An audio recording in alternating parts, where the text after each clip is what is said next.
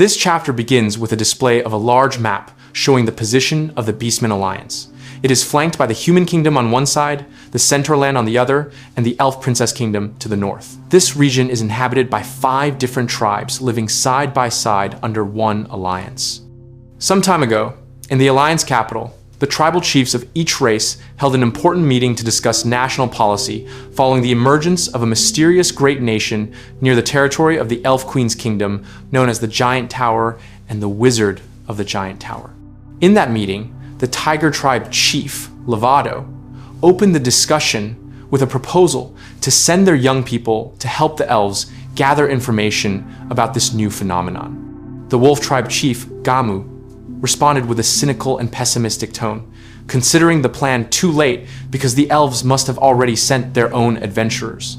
The Winged Tribe chief, Eigel, added that they were indeed lagging behind because dangerous zones hindered movement. He then proposed clearing the boundary forest between the Alliance and the Elf Kingdom to create a direct land route. However, the proposal was immediately and firmly rejected by the Kuma Bear Tribe chief, Ozo, who deemed the action too risky. Ozo emphasized that the forest served as a natural barrier between them and the elves, while the sea acted as a barrier against the Dragonus. So opening a land route would only invite new problems. The Ushi Ox Tribe chief, Benny, also opposed the idea from an economic perspective. According to him, if a land route were opened, the sea routes managed by his tribe would suffer losses, and many jobs would be lost as sailors and rowers would no longer be needed. After a long debate, Lovato reminded them to focus back on the main topic, the decision to send Beastmen youths to the Elf Kingdom. After considering various risks, the chiefs finally agreed to send aid. Gamu asserted that despite differing views, letting the youths go out to help the elves would not cause any issues. Eagle supported the decision, and Lovato added that a land route could speed up the delivery of aid.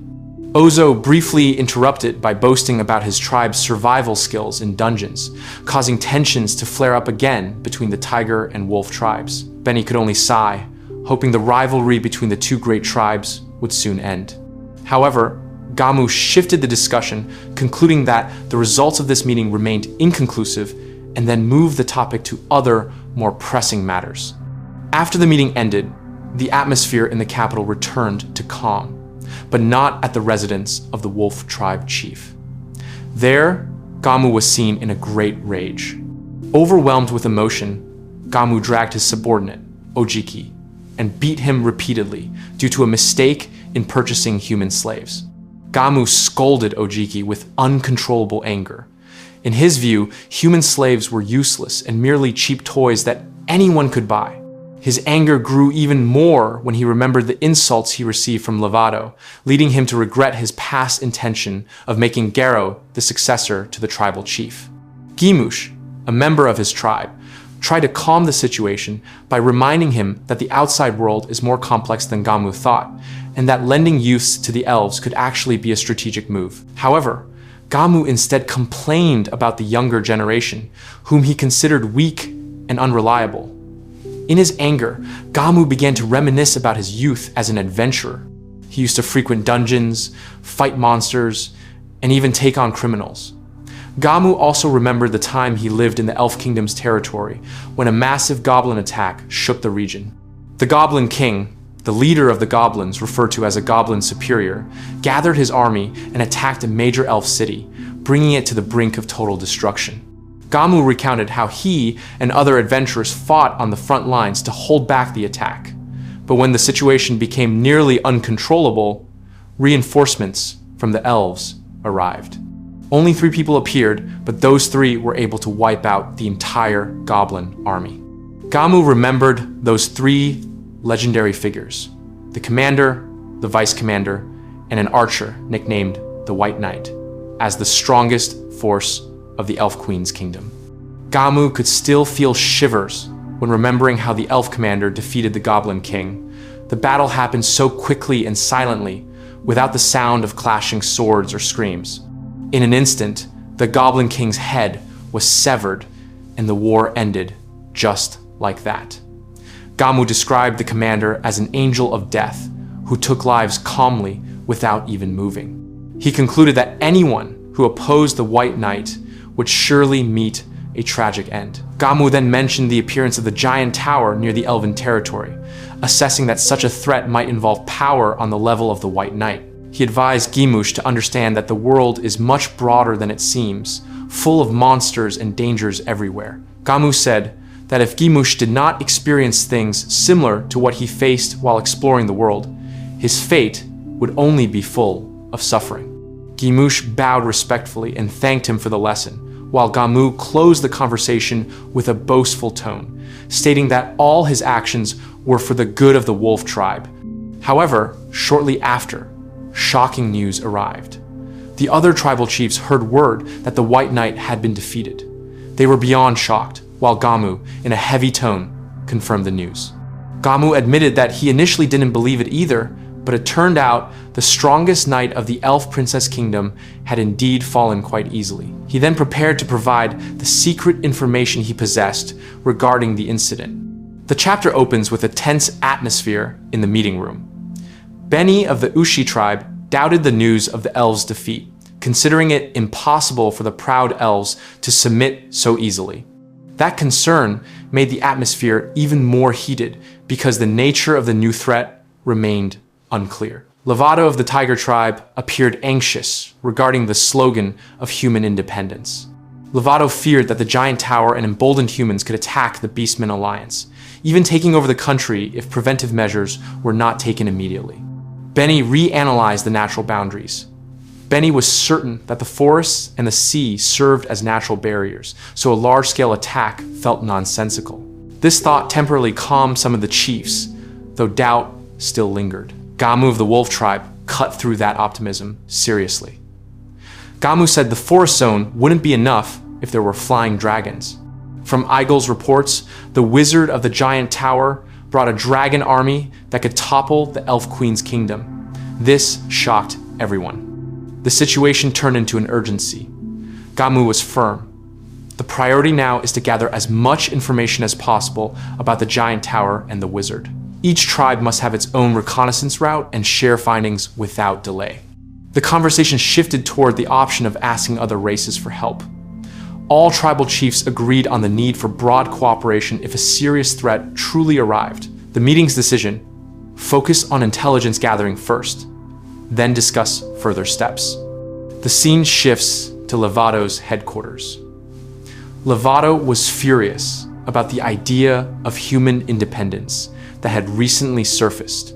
Lovato insisted that humans were lowly and should only be objects of entertainment for beastmen, not equal partners. Lovato's subordinate suggested submitting to gain a position in the tower, but Lovato rejected it flatly. Lovato asserted the pride of the Tiger tribe and refused to become a subordinate to humans. That thought displayed the harsh political ego between races. Lovato returned to practical strategy. Gather all information, even the trivial details. Lovato ordered that every clue be collected and prioritized because information would be the key to the Tiger tribe's survival. Back at Gamu's residence, a human merchant named Faye arrived with a secret mission. Gamu received the report privately. The atmosphere remained guarded because a human information source created a mix of trust and suspicion. Faye delivered a secret message that chilled the blood. There was a request from an outside party for the Beastman Alliance to destroy the giant tower. That message clearly changed the political map and added a layer of mystery regarding who was moving the pawns behind the scenes. Gamu realized the implications of the message. Now, it wasn't just about defense, but also an offer or provocation to act. The decision to gather information became even more vital before taking a step that could broaden the interracial war. Faye came to Gamu's residence with a secret message from the superiors of the Dragonute Empire, asking the Beastmen Alliance to destroy the giant tower. The message made Gamu explode in anger because the wizard's threat was serious, involving dragons and a victory over the White Knight. Gamu protested strongly regarding the danger of such a suicide mission, considering the extensive information about the dragons and the strength of the wizard of the giant tower, who was capable of subjugating the Elf Princess Kingdom. This doubt triggered a deeper discussion regarding practical strategies. Faye explained the Dragonute's intention. They did not want to sacrifice lives for no reason. but rather saw an opportunity for victory through tactics and special items. Fei claimed to frequently travel through Dragonute and Alliance territories, thus having a commercial interest if humans truly gained their freedom. Fei revealed a primary plan. The Dragonute Empire possessed an item that could confuse dragons and send them into a frenzy, allowing them to be redirected for operational advantage. Additionally, Fei promised a killing item to deal with the wizard if necessary. The conversation continued toward the mythology of the goddess religion, which mentions the sacred and evil golem, an ancient weapon created by the Demon King. The goddess religion is popular in the Nine Kingdom and spreads old legends, such as the stories of the Demon King and the hero. Gamu remembered the description of the sacred and evil golem, immune to both physical and magical attacks, and only capable of being sealed. Fei confirmed the term sacred and evil golem and alluded to the very real possibility that the Dragonute Empire possessed one. Fei, half sarcastically, offered a dramatic possibility. The Dragonute Empire indeed possessed a sacred evil golem. If the wolf tribe were willing to take action, that golem could be borrowed as a trump card against the wizard of the giant tower. Fei detailed the golem's capabilities as a counter to the wizard due to its resistance to magic. Fei assured Gamu that the combination of the golem and the dragon confusion could suppress the power of the giant tower, including any other potential aces the wizard might be hiding. As an additional strategy, Fei spoke about the absolute independence of humans. Fei considered the weakness of the giant tower to be its protective stance toward humans. Therefore, manipulating the position of humans could be an effective trick to neutralize the wizard. Gamu was both shocked and in agreement with that cruel approach. Gamu was amazed that a human like Fei could sell out his own people for political gain, but seeing the potential for victory made Gamu begin to soften toward the offer. Fei warned that time was short. If they did not act quickly, the wizard of the giant tower could gather more humans and power. Fei also mentioned the possibility of competition from the Demon Kingdom, so rapid movement was required. Fei brought out a transfer magatama, a rare long-distance item that allows teleportation to the Dragonute Empire if infused with magic. Fei set terms for the loan and requested that the item be returned after the crisis had passed. Gamu weighed the political benefits. Refusing meant the Dragonutes would offer the operation to the Tiger tribe, giving them great influence. Gamu feared the Wolf tribe would lose its voice, making the Dragonute offer feel difficult to refuse. Gamu finally agreed to cooperate. The combination of the sacred evil golem, the dragon disrupting item, and the transfer magatama became the support package. Gamu returned to the Beastmen Alliance meeting and proposed a declaration of war against the giant tower, while emphasizing the use of humans as troops to seize the chance for victory. The grand meeting of the Beastmen Alliance was held in a tense atmosphere. Gamu proposed an extreme plan to use humans as combat troops. Ozo called the strategy a hollow theory, but immediately highlighted the risks. He worried the wizard of the giant tower might intervene with his dragons to protect the humans being used as combat slaves. Ozo also highlighted the logistical difficulties. He felt that bringing many humans to the giant tower would be difficult and expensive. Gamu responded casually, explaining that the goal was not to attack directly, but to lure the wizard of the giant tower to a location they had prearranged. That way, the war could be waged without penetrating enemy territory. Gamu explained that the human slaves could be controlled by force, specifically by taking their families, friends, or lovers hostage. That threat would be enough to make the slaves submit completely.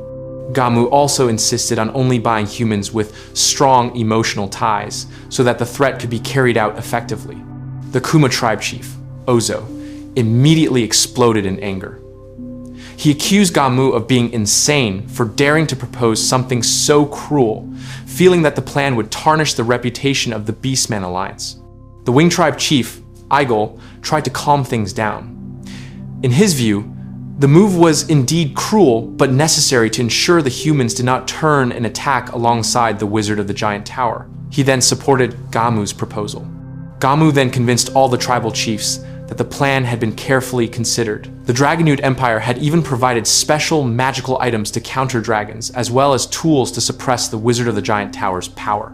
He explained that defeating the wizard would be as easy as a child buying candy if the strategy were executed correctly. Lovato remained skeptical and questioned how they could obtain so many humans in a short time without being suspected. Gamu answered that his forces would raid human villages and work with merchants to bring the slaves to their territory. He closed with a cynical remark that only cowards feared facing the giant tower. The Tiger Tribe chief, Lovato, finally declared his support for Gamu. He promised to send youths to hunt humans and would not interfere with the Wolf Tribe's affairs. However, the Ushi Tribe chief, Benny, immediately and firmly refused. He considered the plan excessive, cruel, and high risk because it could draw the enemy's attention. Benny accused Gamu of intending to use his merchant ships to smuggle human slaves. He was angry because he did not want his ship crews involved in dangerous actions. However, Gamu pushed back, accusing Benny of being too soft on humans, and warning that humans could enslave their descendants in the future if left unchecked. The meeting atmosphere grew hotter. Gamu finally proposed a vote to determine the final decision. The result: 3 tribal chiefs approved the plan, while 2 opposed it. By majority vote, the decision was made. The operation to trap the Wizard of the Giant Tower was officially initiated. Meanwhile, at Light's headquarters, the atmosphere was much more peaceful. Light chatted casually with Mei about the cooperation with the Dwarf Kingdom. Although the results could not yet be announced to the public, they both looked satisfied because they had successfully discovered grand ruins of the past, together with the dwarves. Light reminisced about the time he first came to the Dwarf Kingdom territory with Namumu and Gold. It was also there that Light met Mia and Elio, 2 former adventurers who had now returned to their hometown. Light felt nostalgic and hoped the 2 were living in peace. Mei briefly felt regretful for bringing up the past, but Light calmed her with a relaxed tone. Light even asked Mei to make more tea because he loved her blend. Mei was excited to brew the best tea she had ever made. The next morning, in a village far from the bustle of war, Elio woke up lazily with a wide yawn. Mia, his younger sister, was already awake and shouted cheerfully to greet the morning. Mia enjoyed the fresh morning breeze and told Elio that the day felt so beautiful, even more beautiful than anything that had ever appeared in her dreams. The small village looked peaceful as usual, but the atmosphere was a bit buzzing because the residents were busy talking about a great figure named Dark. Elio excitedly explained that Dark was no ordinary person. His strength was even recorded in the history of human adventurers. Mia added that Dark was humble and always strove to move forward. Mia's words caused the villagers to tease her, saying that Mia liked Dark. Mia quickly denied it while her face turned red, but Elio teased her even more. On the other hand, Elio looked annoyed. The conversation grew more heated when they asked why Mia admired Dark so much. Elio firmly stated that Dark was the savior of him and Mia. In fact, he could be called a true hero.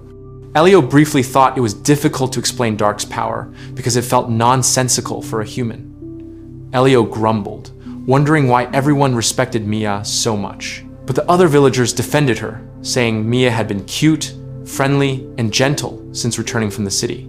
Everyone was even more impressed because Mia was not only beautiful, but also compassionate and caring toward others.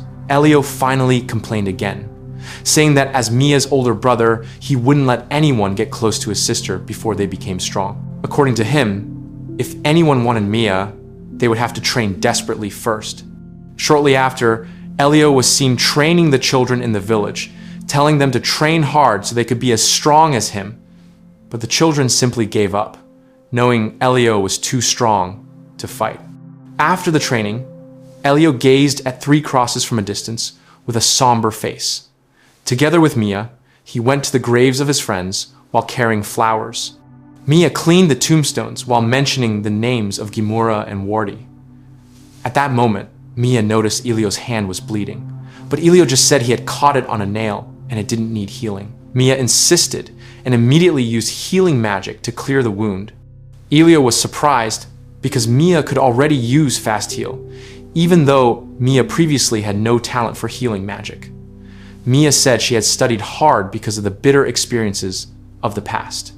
Elio replied with spirit, reminding her that they had both grown strong thanks to those experiences. Now they could live independently in the village, and Mia could even work at the pharmacy thanks to her healing abilities. Before leaving, Elio stared at the crosses and whispered that they would continue living their lives. Mia only nodded slowly, and then they both went back to work. Mia appeared busy at the old healer grandmother's pharmacy, checking the medicinal plants one by one to ensure they were all healthy and free of pests. After finishing, she reported that all the plants were doing well. The old healer grandmother praised Mia's work and invited her to start making ointment. Mia immediately prepared water using water ball magic. The grandmother was amazed because it turned out magical water made the medicine more effective. Even her grandson, who worked in the Nine Kingdom, had said so in a letter. Mia was happy to help and said she would study even harder. While working, the old healer grandmother asked Mia how she was doing. She was worried that Mia was being forced to work as a pharmacist by the village chief's orders. However, Mia quickly clarified that it was her own wish, as she was interested in learning pharmacy and wanted to find a cure for burn scars. The old healer grandmother smiled and praised her for being a serious and kind child. Shortly after, Elio arrived at the pharmacy. The old healer grandmother was surprised because Elio arrived earlier than usual. Elio explained that the merchant who usually visits the village had arrived early, and he needed Mia's help to deliver some medicine. The old healer grandmother agreed and even praised Elio for always being reliable. Elio and Mia then walked toward the recently arrived merchant wagons. The village felt somewhat quiet, and Mia found it strange because usually many residents gathered to welcome the merchants. One resident explained that this time there was a group with a terrifying appearance. Sure enough, near the wagons was a group of men who looked rough and were quite noisy, as if they had just returned from a long journey. Elio and Mia finally met a merchant named Yolam, someone they had known for a long time. Yolam immediately asked to speak with them privately in a quiet spot and bowed his head, apologizing for having to trouble them. In a serious tone, he said that trading journeys were currently very dangerous because a certain group was attacking villages and burning down settlements along the main route. Yolam explained that he needed additional guards he could trust, as the forces he currently hired were not strong enough. He asked Elio and Mia to help escort him to a city near the Nine Kingdom. The offer came with payment and a special bonus as a token of gratitude. Elio understood why the request was made secretly. He considered the risks since the journey would take 10 days round trip. Although he hesitated because he had already retired, Elio knew that refusing could sour the village's relationship with Yolam. Besides, Yolam had helped them for a long time. Finally, after careful thought, Elio decided to accept the offer. Elio nodded slowly and said that the two of them would take the request. With that, a new journey that would lead Elio and Mia in an unexpected direction officially began. Elio and Mia agreed to join the same journey. Elio made a polite request for assistance, and one of the men in the group was immediately enthusiastic because he was interested in Mia. The atmosphere was relaxed but a bit awkward, as some of them seemed more excited than they should have been. One man wearing sunglasses warned Elio and the group to be careful. He asserted that if anything happened, he would not hesitate to take action. The next day, the entire party, including Elio and Mia, prepared to depart, and the man asked for their cooperation during the trip. Mr. Yolam spoke calmly to the group. He entrusted the journey to them and ensured everything would go smoothly as long as they followed instructions. Elio agreed and promised to listen to directions, and then they all set off together by carriage. A few hours into the trip, Mia was surprised to learn that the men were actually acquaintances of Dark. Mohikan, the man with the striking hairstyle, laughed and said that Mia was exactly as Dark had described, a young mage nicknamed the Mage of the Future. Elio was also shocked because he didn't expect them to know Dark, Gold, and Nemumu. Mohikan then mentioned that Gold had once praised Elio as someone with great potential as a shield user. This made the atmosphere much friendlier. Mohikan then shared a story of how Gold had once helped him while fighting a four-legged monster with a snake tail in the giant tower forest. Elio acted humble, saying he wasn't as great as Gold. Then, Mohikan invited them to share stories about the three of them. They gathered around a campfire while eating warm soup. The men in sunglasses enthusiastically told tales of their adventures with Dark, Gold, and Nemumu, while Mia and Elio listened in awe. Mia expressed her desire to meet Dark again and study magic together. Elio also hoped to practice sword and shield techniques with Gold. Mohikan mentioned that the group was heading toward the Dwarf Kingdom, so their meeting might not happen just yet. Mr. Yolum noticed that Elio and Mia were getting along well with the men. One of them commented that Mohikan and his team were actually different from their scary appearances. Elio agreed, though he still considered their style quite eccentric. Their journey to the city near the Nine Kingdom was a long one. The city was located within the Dragonute Empire's territory, yet it was a prosperous human city supported by the 9 races, making it the busiest economic center in the world. Midway, the group was attacked by a horde of goblins, but thanks to their cooperation, everyone managed to survive. After several days, they finally arrived at the fortified city that was their primary destination. Upon arriving in the city, Mohikan announced that his mission was complete and he would be heading to the guild. Mr. Yolum asked them to join the return trip, but Mohikan declined as he wanted to rest for a few days before continuing to the Dragonute Empire. Elio said his goodbyes and stated he would look for an inn with Mia.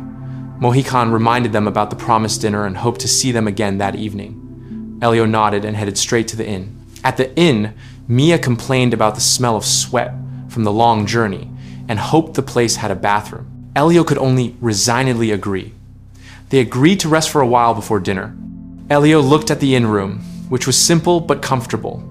Mia told Elio to wash his clothes outside because they smelled after the trip. Elio was surprised but obeyed and went to the well to bathe. While bathing at the well, Elio remembered the past with Gimura and Wardi, who used to bathe together in similar places.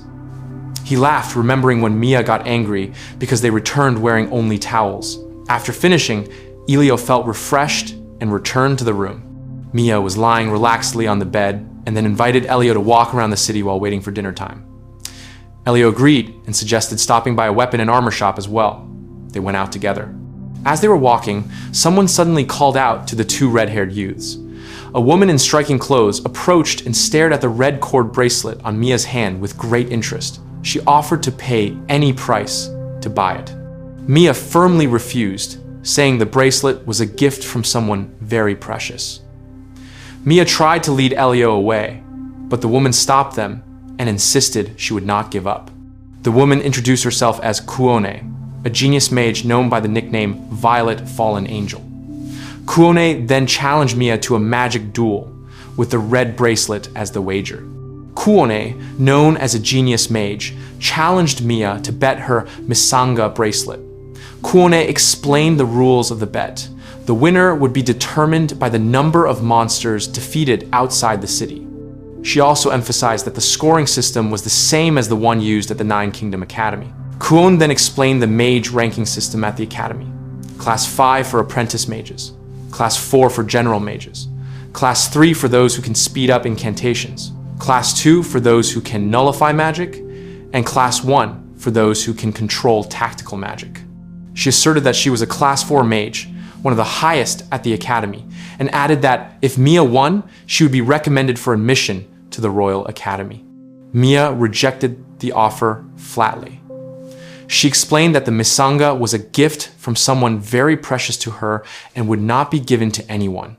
Elio emphasized that the bracelet was given directly by Dark and explained that Mia rarely acted so stern. Mia then said her goodbyes as they had another appointment. An annoyed Kwon tried to hold Mia back and asked where they were staying so she could challenge them again later.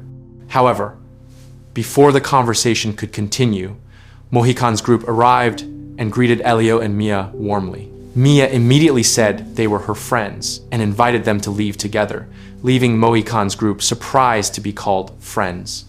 Kuone was shocked and accused Mia of being deceived by Mohikan's group. She screamed hysterically, claiming they were dangerous people who might kidnap her or do something evil to Mia. Kuon even imagined exaggeratedly terrible things that would happen if Mia went with them. Mia defended Mohikan's group, saying that despite looking like criminals, they were actually good people. Kuone was doubtful, but Mia insisted she was serious.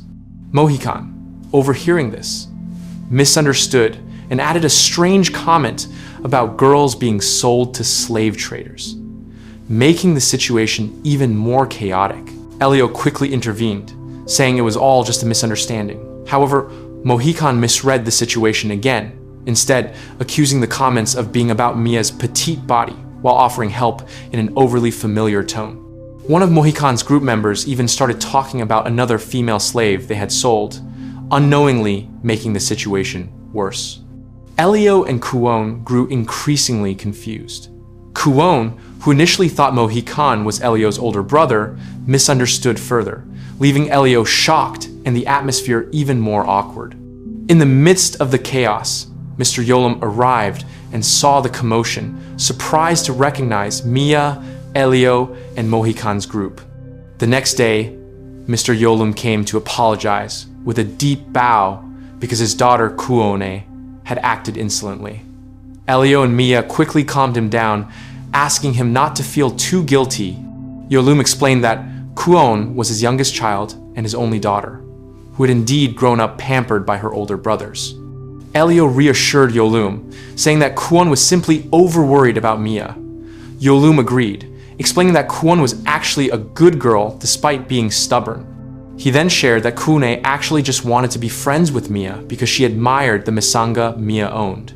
Mia was quite surprised to hear that. Yolum continued, explaining that Kuon was a talented mage. But because she came from the human race, her talent was often looked down upon by other races. This had caused her frustration, leading her to take a leave of absence from the academy for treatment. When she met Mia, Kuone felt happy because it was rare to find a human mage of the same age, especially a fellow girl. Yolum then pleaded for Mia to be friends with his daughter. Mia smiled broadly and agreed, happy to have a friend her age who was also a mage. Yolum was relieved and thanked her, then asked Mia to call Kuone so they could speak directly. Mia then met Kuon in her room and apologized for causing a scene earlier. Kuon also admitted her fault. Mia explained that the appearance of Mohikan and his friends was indeed easily misunderstood, so it was natural for Kuon to be suspicious. After that, Mia shook Kuone's hand and asked to be friends. Mia said she wanted to get to know her better and was curious about the Royal Magic Academy. Kuon, who was initially shy, immediately became enthusiastic and agreed to tell her many things, then invited Mia to her room because she felt more comfortable there. Before leaving, Mia asked for Elio's permission. He agreed on the condition that she didn't stay too long. Yolum smiled as he watched them and told the servants to prepare the room. Elio then rested in his room, thinking that Mia had finally found a fellow mage friend who was a good match for her. That night, Mia and Kuone looked close in the room, laughing and sharing long stories. Elio, watching from a distance, felt happy seeing Mia so glad to have a new friend. Their days at Yolum's house passed peacefully and quietly. The next morning, Kuone and Mia went to the city gate together. Kuone was excited to show her Violet Fallen Angel power to Mia in the forest. Mia was enthusiastic, but reminded her not to go too far in since they hadn't brought any camping gear. However, without them realizing it, behind the thick trees, a pair of large monster eyes was watching. The monster observed their movements, thinking that the two young girls might be its next prey. While Mia and Kuone continued to step deeper, danger was already lurking ahead. Kuone agreed to show her power to Mia. With high spirits, Kuone immediately said she would use her signature attack spell, Violet Fallen Angel. Mia gave her full encouragement, making Kuone even more confident. Kuone began to chant her magic spell with total focus. Once the incantation was finished, Kuone cast Flame Lance, launching several fire spears at the target. The explosion looked very impressive. Mia was momentarily awestruck by the result, but at the same time, she thought that while the magic was strong and fast, the way it was used was inefficient. However, in terms of magic control, Mia was very impressed. Satisfied with the result of her attack, Kwon immediately asked Mia's opinion on her strength. Mia just gave a relaxed smile and said that her magic control was quite good, even though she could only control 2 attacks at once. Kwon became even more excited, calling Mia her rival. Mia was shocked to be called a rival and confused about when their status had changed, but Kwon didn't care. Instead, Kwon immediately asked for Mia's turn to show her power.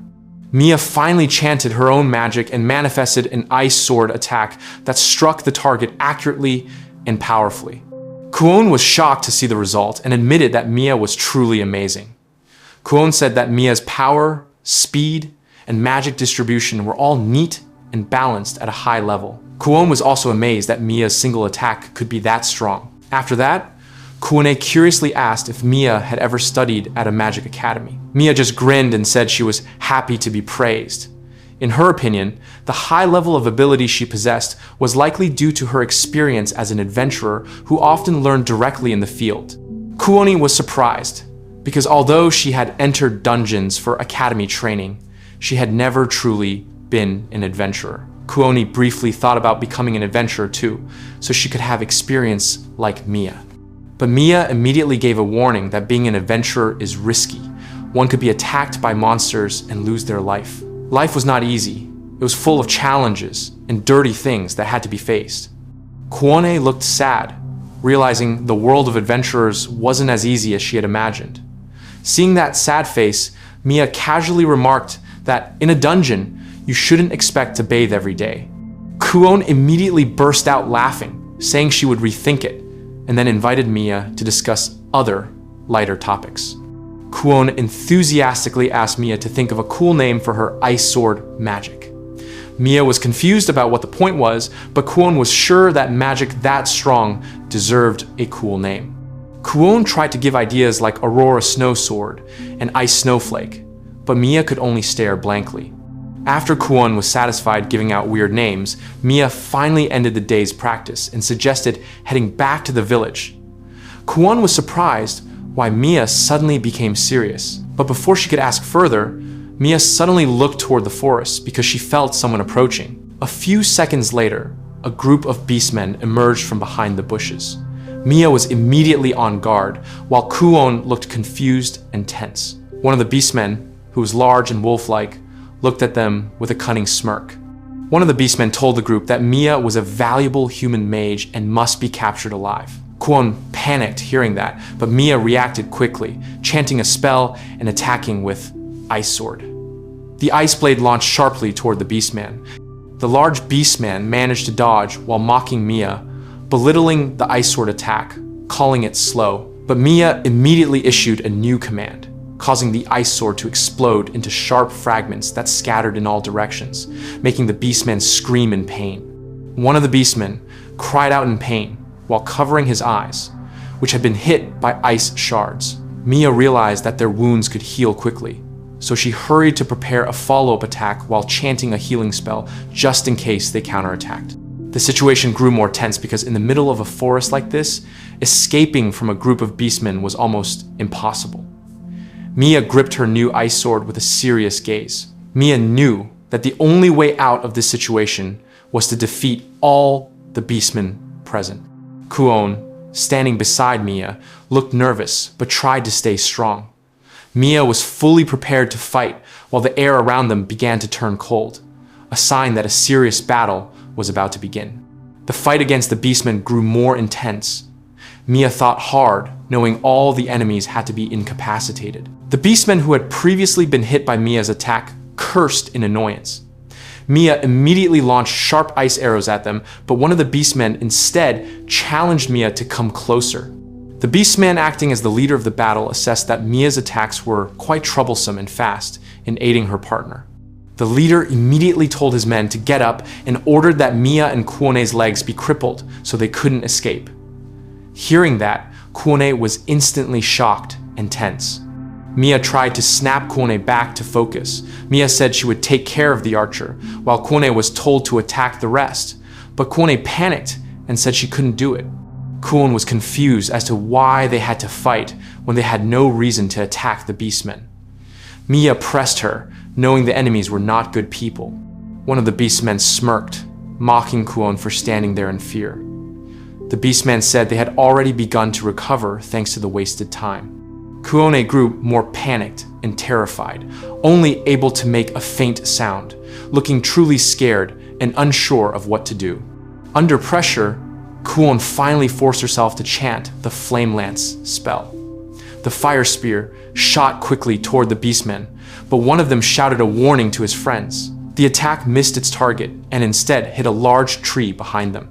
The surviving beastman laughed out loud, mocking Kuone's missed magic. They said the attack was pathetic and felt as if there was no intent to kill. Kuone felt even more down and confused, feeling that all her efforts were in vain. The beastman leader immediately ordered that Kuone be captured first. Mia saw that Kuone was panicking and couldn't think clearly. Mia knew that Kuone had never been in an actual battle, so she couldn't make quick decisions, even though both their lives were on the line. Mia finally decided to take full control of the situation.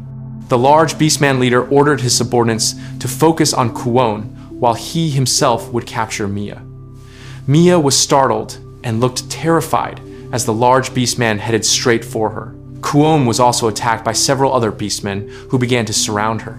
Kuone chanted a spell again, but the beastmen managed to dodge quickly. Kuone panicked as her fire attacks continued to miss. She jumped to evade, but lost her balance and fell. Her leg was severely injured, causing her immense pain and leaving her unable to stand. Kuone could only sit on the ground, gasping for breath, enduring the pain and fear. The beastmen drew closer, ready to attack at any moment. From a distance, Mia shouted for Kuone to keep chanting spells, while Mia herself was still busy parrying a barrage of attacks. Mia realized her attacks were ineffective. Her control was still lacking, and the situation was worsening. Mia thought she had to double the power of her attacks to hold them back, but before she finished chanting, Mia stopped because she saw something shocking. The large beastman had successfully captured Kuone and was holding her hands, threatening Mia to stop chanting magic. Kuone was terrified and could only cry for help. Mia stood with a sharp gaze, clutching her ice sword, trying to stay strong despite the dire situation. Kuone kept crying in fear while calling out Mia's name. Mia suppressed her anger, her teeth clashing in frustration. Finally, Mia dropped her magic staff to the ground, a sign of temporary surrender.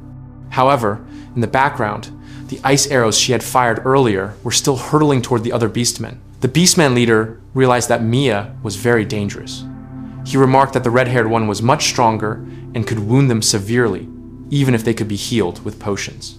They were confused about who Mia really was, but they still followed the order to immediately bind the two humans.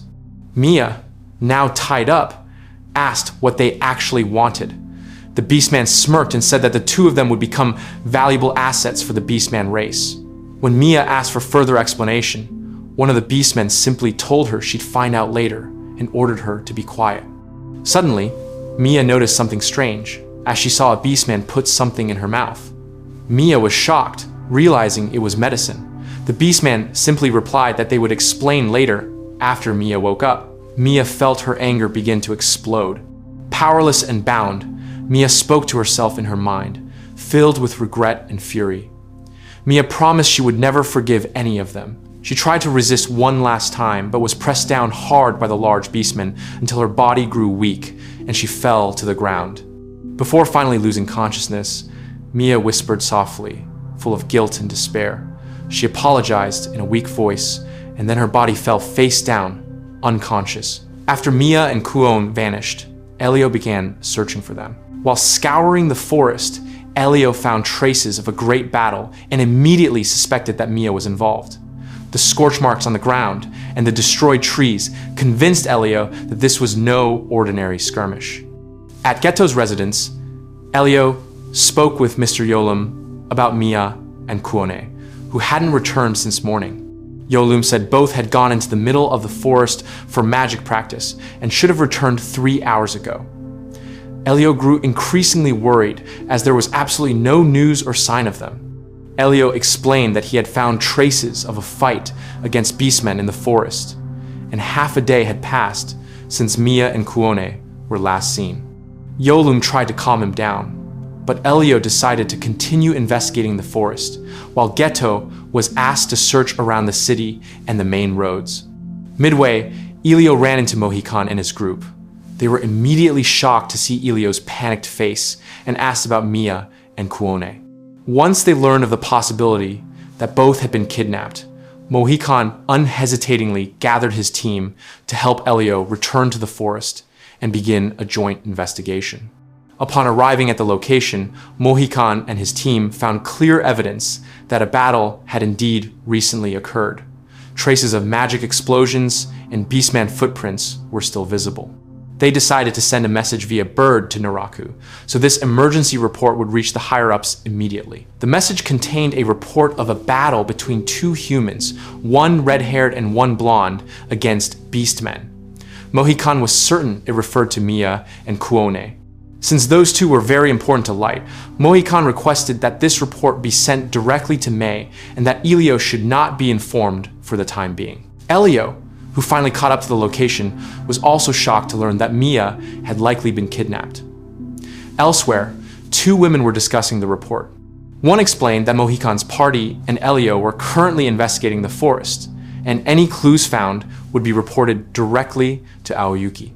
Light then analyzed the kidnapping situation. In his assessment, Mia and Kuone were likely kidnapped by beastmen. If the goal had been to kill them, it would have been done on the spot, so they likely had a hidden objective.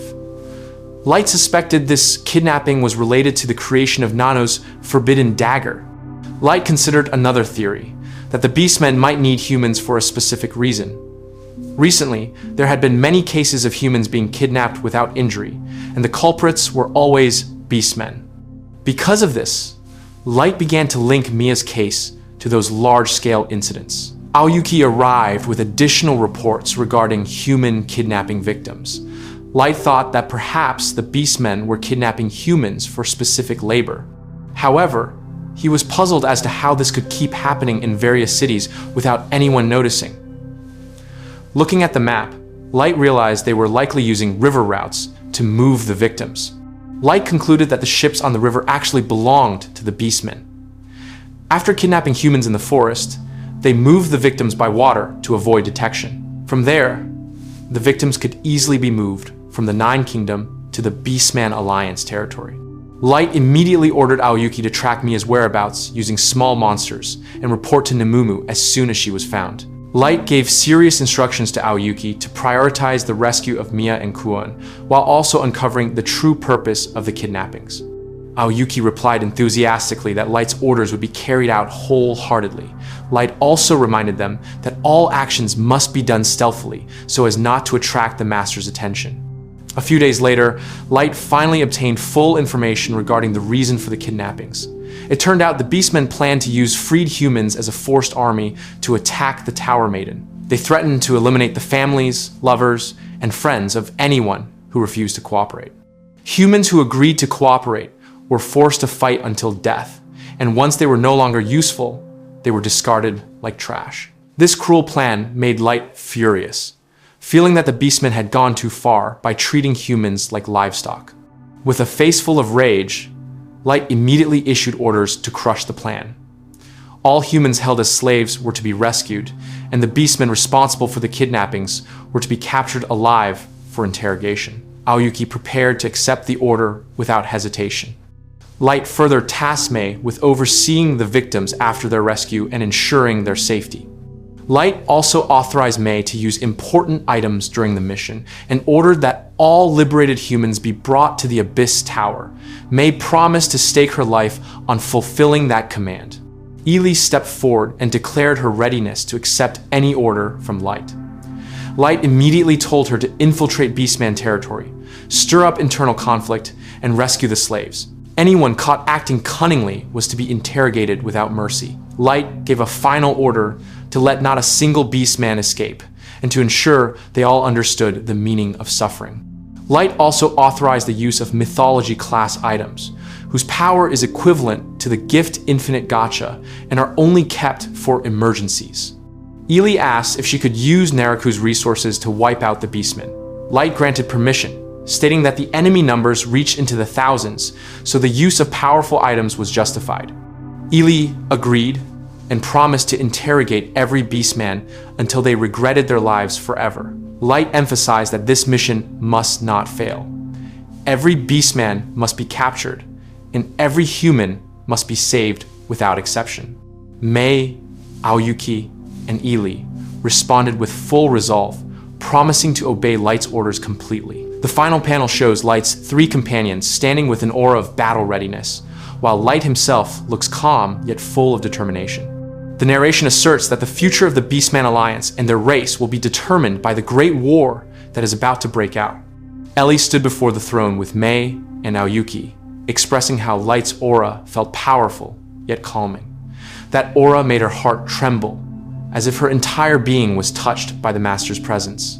Mei casually remarked that Ellie always acted that way whenever Light was discussed. Mei then said that Light's words regarding the Beastman race were indeed terrifying, and they clearly couldn't be left alone. Ellie fully agreed, asserting that as Light soared, she wanted to go directly to the battlefield, as that path was a destiny she must follow without hesitation. Ellie continued to speak of the Beastman race's sins that must be repaid. According to Ellie, even the gods wouldn't care if they became enemies, so she would not remain silent. Nazuna nodded in agreement. Ellie glared sharply, asserting that the Master's will was absolute and not a single beastman should escape this war. Mei calmed them with a serious tone. According to Mei, enthusiasm is fine, but they must not forget Light's orders, because the enemy this time cannot be underestimated. Aoyuki replied in her characteristic style, saying she understood and wouldn't forget. Mei was surprised, as it was very rare for Aoyuki to speak so obediently. Nazuna arrived with a cheerful face, asking why Mei, Aoyuki, and Ellie were walking together, then invited them to eat. Mei replied that Nazuna actually hadn't been told about the plan, and now the most complicated person had shown up. Oyuki added that Nazuna indeed wasn't called for the plan, and it could be dangerous if she started complaining. Aoyuki finally shared that they had just received orders from Light to prepare for war against the Beastman race. Nazuna was instantly shocked and screamed as a reflex because she didn't expect it. Ellie and Mei were both startled and called out to Aoyuki in a panicked tone because that leak wasn't supposed to be out yet. After that, the atmosphere became awkward. Nazuna looked gloomy, feeling sad because she was the only one who wasn't called. She began to wonder if Light was angry or perhaps didn't like her anymore. Aoyuki chuckled and jokingly said that Light actually did dislike Nazuna a bit. Nazuna was even more shocked, but Aoyuki quickly explained that Light wasn't angry or hateful at all. If Light were angry, he would have said so and settled it on the spot. Aoyuki said Light had his own considerations, which is why Nazuna wasn't invited to the meeting. There must be an important reason. Nazuna was still confused about why she was the only one left in the dark. Mei finally chimed in, advising Nazuna not to overthink it because Light surely had his own reasons. Nazuna answered softly, still unsure. Mei could only sigh, then appeared to speak directly with Light on the throne, while Nazuna, Ellie, and Aoyuki stood behind with serious expressions. Sometime later, Nazuna sat beside Light, who was leaning on the sofa. Light explained that this war wasn't just about defeating the enemy, but also about saving the Beastman race and the humans being exploited. Light said he didn't invite Nazuna because he was afraid she would get too emotional and be difficult to control. Light reassured Nazuna so she wouldn't think she was hated. Nazuna apologized, and Light smiled. Light then said there was a reason why she wasn't called, and then assigned her to be Yumei's bodyguard. Light emphasized that Yumei was the highest priority, and Nazuna must not let any beastman harm her. Light also said that this was the reason the plan was kept secret, because if it leaked, the situation could become chaotic. Nazuna immediately became energetic and understood Light's intention. He was actually deceiving the enemy with that strategy. Light emphasized that Nazuna would eventually protect Naruku and Yume, then asked if she was ready. Nazuna enthusiastically answered that she was ready while patting Light's shoulder. Light gave a thin smile and asked for her help in a gentle tone. Nazuna looked proud and happy because she was finally trusted directly by Light for such an important task. Elsewhere, the beastmen were gathering. Their leader, in the form of a large wolf, announced that their goal today was only one: to declare war against the Abyss Tower. They all prepared, staring at the sky with firm determination to fight Light and his army. In front of the giant tower, another beastman said they would use the gathered humans as tools to storm the Tower Maiden. That sentence closed their meeting with a dark atmosphere, full of anger and war ambition that was about to explode. The meeting of the Tribal Chiefs Council began in a tense atmosphere. The large wolf leader stood in the middle of the room and explained that they had secured 3,000 humans, with 2,000 to be used as meat shields and 1,000 as hostages. He emphasized that since the nearby villages had already been attacked, now was the perfect time to move. Two members of the wolf race immediately agreed with Bravado's plan. They considered this the right moment to execute the strategy they had devised. However, Ozo, a beastman from the Ozo race, firmly rejected it and called the plan insane. A female beastman also refused, saying it was excessive even though humans were their enemies. The wolf leader snapped back with a sharp tone, asserting that this decision had been agreed upon since the previous meeting. In his view, since they had already gone as far as attacking human villages, there was no way to retreat. Everything had to be carried out, whatever the consequences.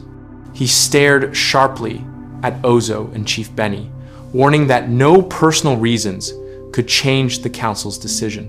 The leader reminded them that the beastman race had survived until now because of the unity of the council, and that was the reason their power still stood. Ozo and the female beastman finally responded in a low tone, admitting they understood and had not forgotten the reason for that unity. A beastman in a white suit then spoke up and stated that they were now ready for battle. The wolf leader smirked broadly, then called for war preparations against the wizard of the giant tower. The beastman in the white suit then told Gimmis, a horned beastman, to sit and drink. Gimmis thanked him enthusiastically. The beastman joked that drinking after a meeting was indeed delightful, while expressing gratitude that the decision this time was reached quickly, without much debate from the Kuma and Ushi chiefs. He advised Gimmis that plans and discussions were indeed important, but preparation before war was the key to victory. According to him, fools are those who only think about winning after the war starts, because they usually lose and die. Gimmis listened seriously, trying to understand his uncle's point. The beastman in the white suit continued calmly, saying that thinking too much actually makes one lose the moment. He gave the example of Lovato, who failed because he acted too slowly. In his opinion, the best way to experience a strategy is to taste the results directly in the field, not just in theory. He then looked at Gimmis and reminded him that if he didn't move fast, Gimmis would end up like the incompetent Lovato. After that, the beastman in the white suit told Gimmis to prepare 2 or 3 human children and keep them in barrels, then put them into the logistics supply. Gimmis was shocked and asked what the children were for. The beastman in the white suit explained that this was all part of the preparation. He said there was still time before they faced the Tower Wizard, so every possibility had to be thought out carefully. Every small step could be the difference between life and death. Gimmis briefly objected because the magic items they needed were very expensive. He also mentioned rumors about the existence of the sacred golem, a forbidden weapon left behind by the Demon King. Gimmis was certain that if that weapon truly existed, defeating the Wizard of the Giant Tower would surely be easier. The beastman in the white suit nodded and said that was exactly why the children had to be prepared. He explained that they could be hidden in barrels and carried by carriage without raising suspicion. Once the wizard's head was severed, the children would be killed to prevent new problems. He also added that hostages were a risk because they could escape or even join the Tower Wizard. Therefore, The children could be used as living shields if the situation worsened. He called all of this a form of preparation for the worst-case scenario. The beastman in the white suit again advised Gimmis to always remember that success depends on how thoroughly they prepare themselves. Gimmis thanked him for the advice and said he had learned a lot today. The beastman in the white suit smiled, calling Gimmis a funny and precious relative. The scene shifted to Hiro, who was talking while holding his chin. Hiro commented that the war between the Giant Tower and the Beastman Alliance had been moved up sooner than he expected, then asked if everything was still safe. Faye, sitting next to him, answered that the Beastmen indeed relied on items, but they had prepared the best they could. Hiro nodded and said that the Beastmen had been equipped with magic items like the Sacred Golem and the Bloody Magatama, which he provided through his clone. The goal was not just victory, but also gathering information about the enemy's strength and the possible connection between the Giant Tower and sea. Hiro then muttered that a meeting with the Giant Tower would be difficult to arrange. He asked if anyone was assigned to monitor the situation, but Faye explained that most people were still busy with the Pandora's actor business. When Light mentioned Hei, Mei replied softly that Hei was busy escorting the Kaiser. Hiro understood that, considering the Kaiser was indeed an important figure in their organization. However, he still felt their resources were too limited. Hiro hoped to get additional help soon, especially from the disciples. He briefly regretted the workload borne by Faye, who was not visible in this panel. Hiro calmed the atmosphere, saying that everyone had been working hard. He admitted he understood why Heilong remained loyal to the Kaiser, as both their pasts were quite heavy. Hiro then added that Heilong was actually one of the strongest disciples, even capable of competing with his top two disciples. Ellie appeared before Light and asked if Light was preparing a new force. Light confirmed this, explaining that the war against the Beastman race was an opportunity to introduce the Wizard of the Giant Tower to the world. This strategy aimed to divert public attention from the Abyss and himself. Ellie added that they could act more conspicuously so that all attention would be focused on the Giant Tower. She suggested they also prepare someone other than the wizard to fight the Beastmen and asked for permission to bring 2 strong subordinates under her command. Ellie explained that one of them would serve as the UR Double Shadow to act as Dark Zamaa, a shadow version of Light. This form could utilize unlimited gacha, though its power would be reduced since it is only a copy. The goal was to ensure they had a strong fallback should the situation spiral out of control. Light approved the plan and asked if Ellie had decided on the cards she wanted to summon. Ellie showed the cards she had received from Anelia. Light was momentarily awestruck and intimidated by the card's aura. Ellie closed the conversation casually, remarking that Anelia would be perfect if not for her strange habits. Light stood and held the cards high, shouting to summon the new powers. 2 massive beams of light appeared, accompanied by an explosion of energy. From within, 2 powerful figures emerged. Chaos, clad in white armor with silver hair, and Orca, wearing a dark cloak with black and white hair. The 2 stood before Light. Orca introduced himself as the level 8888 UR, Orca, the illusionary musician, ready to serve his master. Meanwhile, Chaos glared sharply at Light and asserted that he would not submit to anyone weaker than himself. Chaos stood tall before Light and Ellie, declaring that he would not bow to a person weaker than him. Light watched calmly and then called Ellie to explain the plan to the 2 new subordinates. Light muttered, explaining that it wasn't that he wanted to be worshipped by his own comrades. Chaos responded in a flat tone, indicating that he understood Light's point. Light told the kneeling Orca to stand and then explain the situation. Light emphasized that he did not care about Chaos's behavior as long as it did not interfere with his revenge plans or endanger his friends. Orca responded by playing his violin, remarking that Light was a figure met by fate in a troublesome situation. Orca continued, saying that all of this was not fate, but a pure and strong-willed tragedy. Orca said he could understand how fate could fall in love with Light, because to him, Light was a figure worthy of eternal obedience. Light muttered softly while watching Orca continue to play his violin with a calm smile. Chaos reaffirmed that he did not care what Light's goals were. Chaos had no problem acting as a substitute, but emphasized that he would not submit to someone weaker than himself. According to Chaos, just because Light held authority did not mean he could do as he pleased. To him, the law of nature was simple. The strong deserved to be at the top.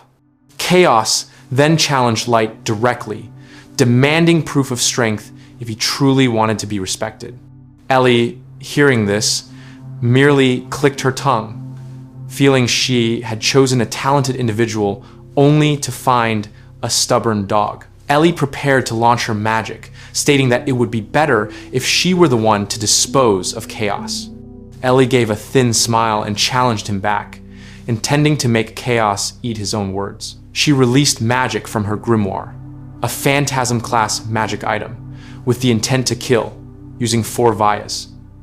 However, Light calmed her down, explaining that Chaos only wanted to test his strength, not fight to the death. Light finally accepted the challenge and expressed his willingness to show his true power. Light asserted that if Chaos tried to run or surrender, it would all be in vain. Light praised his courage and asked Ellie to prepare the arena. Ellie responded calmly, stating that everything was ready as Light requested. Ellie announced the connection was complete, ensuring that her healing magic would be active throughout the fight so that no one could die. Light thanked her, feeling relieved that he could fight without fatal risks. Ellie answered casually, saying that if it was for Light's sake, none of this was a big deal. Light apologized to Chaos for keeping him waiting and suggested they make an agreement before starting. Chaos warned that if Light viewed this as mere light practice, he would regret it, as Chaos intended to fight seriously with the intent to kill. His sharp gaze made the atmosphere even more tense. Light stood in the training arena filled with ice crystals. He smiled and stated he would fight without holding back. In his view, this arena was specifically prepared for Chaos to ensure the battle was fair. From a distance, Ellie and Orca cheered, hoping for an exciting and fair match. Chaos replied sharply, hoping Light's strength matched his words. Chaos readied himself and invited Light to warm up before they fought in earnest. In an instant, Chaos's massive scythe spun rapidly, marking the start of a fierce battle. Chaos attacked with incredible speed, causing the wind to whistle loudly. Light dodged and praised the level 8,888 power, but judged the attack to be too predictable. Light immediately launched a counter with the SSSR Storm Wall card, creating a massive wall of wind as a defense. Light was surprised to see Chaos jump over his wind wall with ease. Light noted the rapidly spinning massive scythe, realizing that Chaos's weapon was no ordinary scythe, but possessed a special ability. Light wondered to himself what kind of capability the weapon held. The battle continued at close range. Chaos moved swiftly while erasing his presence, yet Light was able to read him easily. Light teased that Chaos's movements were actually too obvious because they were too refined. Chaos was startled, and Light took advantage of that opening to play the SSSR Earthlancer card. Stone spears erupted from the ground, thrusting directly at Chaos. However, Chaos parried them all with his scythe and retaliated by unleashing massive firepower. Chaos summoned high-level fire spirits to strike back. Light responded quickly with a SSSR High Magic counter card, creating a massive energy blast that reflected the attack. Light's counterattack destroyed all the fire spirits and blasted Chaos back until he slammed into the ice crystals at the edge of the arena. Ellie immediately cheered with joy, praising Light with excessive enthusiasm, while Orca simply reminded them that this fight was merely a proof of strength. Ellie just chuckled, continuing to enjoy the temporary victory while looking at the fallen Chaos. Chaos slowly stood up with a thin smile and acknowledged Light's prowess. Light asked calmly if the fight could end there, but Chaos refused. Chaos stated that he was not yet satisfied and had only just confirmed that Light was worthy of being a serious opponent. Chaos then released his true power. A dark red aura enveloped his entire body, making the surrounding air feel heavy and vibrant. With a loud voice, Chaos summoned his weapon and shouted, commanding his scythe to reveal its true power. The battle continued in the crystal arena. Light watched as Chaos's scythe shattered into many pieces, flying through the air like projectiles. Light quickly activated the SSSR high magic counter card to parry them all, but was still surprised because Chaos's attacks could still pierce through his defense. Light stared at the scythe shards that continued to penetrate his protection. After analyzing them, Light realized that Storm Wall only protected against physical attacks, while High Magic Counter was for magic. However, Chaos's attack was strange. It could not be stopped by either, indicating that the scythe was no ordinary illusion. After thinking quickly, Light gave a small smile as he found the answer. According to him, Chaos's scythe could only be deflected by attacks or magic of a certain level. The weapon was capable of nullifying any power below its own level. Chaos was surprised, but acknowledged Light's perceptiveness in understanding his weapon's ability so quickly. Chaos explained that the scythe held the same high level as himself, so it was only natural for the weapon to be extremely powerful. Chaos added that his scythe could move continuously at long range and was perfect for finishing off weak opponents. After praising Light's intelligence, Chaos challenged him boastfully, stating that this time, victory would be in his hands. Chaos then summoned many fire spirits that immediately surrounded Light. He didn't stop there. Chaos also summoned ice, lightning, and high-level fire spirits to attack simultaneously. The sky above the arena was instantly filled with dense magical energy, making the atmosphere heavy and hot. Light analyzed the attack quickly. If he expanded his high magic counter, Chaos's scythe attacks would pierce through it. But if he focused on parrying the scythes, the magic attacks from the spirits would surely hit him. Light considered Chaos's tactic annoying but clever, something he rarely encountered from other opponents. Light realized that Chaos was being truly serious in this fight. Unlike the others, Chaos attacked without hesitation, as if he genuinely wanted to test him. Light then asserted to himself that an attack of that level would not be enough to bring him down. With confidence, Light prepared his counterattack card. Light activated the UR card, Dimensional Compression Expansion Blast. He explained that this magic causes the space around him to shrink drastically and then return to its original form, creating a massive explosion. Instantly, a violent energy erupted from the center of the arena, creating a shockwave that devastated the surrounding area. The massive explosion swept away everything, even reflecting light from the crystals on the ground.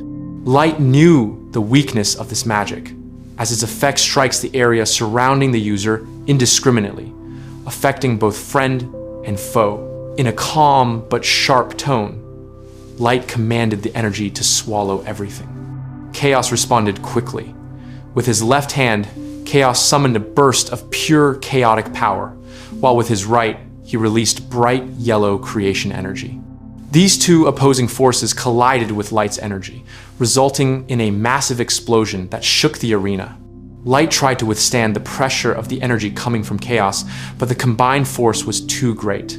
Light's body was blasted back violently, landing among the crystal shards while enduring a piercing pain. His face was tense, but his eyes remained sharp as he stared at Chaos. Ellie, seeing what happened, immediately panicked and cried out Light's name in concern. As he lay there, Light began to analyze the situation. He realized that Chaos had absorbed the energy from the Dimensional Compression Expansion Blast and released it back at him. Chaos had intentionally lured out a massive attack just to exploit it. Light realized that even his level 9,999 defensive walls could be breached because his own energy was being reflected back at him. He knew he could heal himself or escape, but Light finally understood that the core of this fight wasn't about winning or losing. Chaos simply wanted to test whether Light was worthy of being his master. With a wounded body and heavy breath, Light glared at Chaos, who stood over him. The pain in his body only served to fuel his spirit. In that moment, Light clenched his fist and shouted with determination that he would never run away from this fight. Close quarters combat began once more. Light and Chaos faced each other without using cards or weapons. The two immediately traded blows. Chaos was momentarily pushed back, grumbling in annoyance as he didn't expect Light to be able to withstand such a powerful strike. However, Chaos quickly composed himself and refocused on his opponent. After enduring Light's assault, Chaos imbued his fists with magic, acknowledging inwardly that Light was indeed extraordinary. He marveled that his master could withstand such immense magic and even managed to turn the tide for a counterattack. Chaos concluded that his master was truly great, living up to his reputation. Light responded with a relaxed smile, as if to confirm whether Chaos had acknowledged him yet. Chaos answered calmly that he was merely surprised to see Light's fast and unpredictable movements. Chaos asserted that the real fight had only just begun and started to explain his ultimate ability, Genesis of Chaos. Chaos explained that the Genesis of Chaos ability could absorb and release almost any type of offensive magic. According to him, Light was akin to a card user mage, whereas he could attack from both close and long range. He believed that with this ability, Light's magic would be useless against him. Chaos added that even though their levels were far apart, as long as Genesis of Chaos was active, he still held the advantage in close combat. However, Light was unfazed and replied casually that such a statement might apply to ordinary mages, but not to him, the infinite card user mage. Light then revealed several buff cards with a confident expression. After activating them with a loud shout, Light released the effects of SSSR Acceleration Speed Up, SSR Sixth Sense Up, SSSR Divine Build Up, and SSSR Ability Build Up, causing his body to glow with immense power. Light stood tall, explaining that his gift, Unlimited Gacha, was not just about offensive magic. Light asserted that no matter how much magic Chaos could absorb, if he released several spells simultaneously, the result would still be lethal. However, Light added that this fight was not about killing. Light looked at Chaos with full resolve, stating that he would crush Chaos's pride in the area he was most proud of: close quarters combat. Chaos acknowledged that courage, considering Light to have great guts for choosing to fight empty-handed despite being at a disadvantage. The two readied themselves to fight without weapons once more. Their gazes were sharp and focused, their bodies covered in wounds. The aura of the battle grew even more tense as they began to step toward each other. The first strike came from Light, who threw a lightning-fast punch. Chaos countered with a heavy blow. They struck each other relentlessly, creating shockwaves that shook the crystal arena around them. The fight grew more brutal. Light and Chaos continued to trade punches and kicks at extremely close range. The sound of bodies in armor clashing echoed throughout the arena, signaling the incredible strength of these two figures. Their bodies began to fill with wounds, but neither stopped. Light even laughed out loud, as if enjoying every punch he received. Chaos gave a small smirk, feeling entertained because he could finally fight seriously against a balanced opponent. Blood dripped between them, but the fighting spirit did not fade. Light and Chaos continued to battle until they were finally exhausted. They stopped, standing side by side with heavy breaths and bodies covered in wounds. Light muttered softly that perhaps this was the form of friendship between men, understanding each other through their fists. In the distance, Ellie and Orca watched them. Orca smiled, saying the tone of their battle sounded good, while Ellie looked shocked to see Light laughing. Light and Chaos finally put their arms around each other's shoulders. Though covered in blood, both smiled broadly, as if they had found true mutual respect. Light said softly that this was the kind of sound he always wanted to hear forever. Light stood tall over the lying body of Chaos. A wide smile appeared on his face as he declared his victory and asked if Chaos acknowledged him now. Chaos only stared sharply without answering at first, but finally reached out his hand. The two shook hands, a sign of the new bond formed between them. Chaos finally pledged his loyalty to Light, but gave a warning that Light must not become weak or disappoint him. According to Chaos, in the law of the jungle, the strong prey on the weak, so Light must remain vigilant. Light responded with a casual laugh while asking for Chaos's cooperation. Ellie immediately cheered with enthusiasm, praising Light's victory and calling him cool. Light smiled shyly and explained that the victory was only possible because Chaos was still holding back. He admitted that without unlimited gacha, he might have struggled to win. Orca calmed Light, saying his victory was well-deserved because Chaos had also been quite serious. Suddenly, Orca was challenged by an unseen presence to join the fight as proof of his own strength. However, Orca politely declined and acknowledged Light as his master. He said he did not want to imitate Chaos's extreme style because he might end up hurting Light more than intended. Chaos, hearing this, immediately warned Orca to watch his mouth. Orca then explained Chaos's nature to Light. He said that although Chaos often spoke about the law of the jungle, his true meaning was that the strong have an obligation to protect the weak. Orca also added that Chaos's way of speaking was limited, so his actions often seemed opposite to his intentions. Chaos snorted in annoyance upon hearing that. Light mediated the atmosphere with a small laugh, saying he preferred music over constant arguing. He also concluded that if Orca was right, then Chaos actually cared about his comrades. He was just too proud to admit it. Light judged Chaos to be a responsible figure, despite his stubborn ways. Ellie then announced the result of the battle, declaring Light the winner, and shifted the focus to a new discussion. She explained that their next task was to serve as attendants for the Tower Maiden and appear on the surface as representatives of the Abyss, with Chaos and Orca disguised as siblings. Chaos was shocked to hear the explanation. He firmly refused, saying that while he had lost, it didn't mean he had to submit completely to such a plan. He also objected to the idea of playing Orca's sibling. Ellie patiently explained that Chaos's physical size was suitable to take over Dark's position on the surface, as Dark was not yet known to have a family. Despite the explanation, Chaos still refused and insisted he would only obey Light, in accordance with the law of the jungle he followed. However, he was willing to call Orca Big Bro, while on the surface, Orca took it casually, teasing that being called Big Bro, even right there, wouldn't be a problem, which annoyed Chaos slightly. Finally, Orca agreed to their disguise as siblings on the surface, but reminded Chaos to act like an ordinary musician. Chaos laughed at him and admitted that would be difficult to do. As the atmosphere began to lighten, Nazuna suddenly appeared from a distance, shouting in surprise to find Light there. Ellie was confused, while Light explained that Chaos and Orca were summons from his two newest cards. Nazuna immediately introduced herself enthusiastically as the level 9999 super ultra rare true vampire knight, Nazuna. Orca replied politely, introducing himself as the level 8888 ultra rare musician, Orca, followed by Chaos, who also introduced himself as the level 8888 ultra rare chaos child, Chaos. Ellie then explained to Nazuna that Light had just fought Chaos on the bottom floor of the Abyss to test their strength.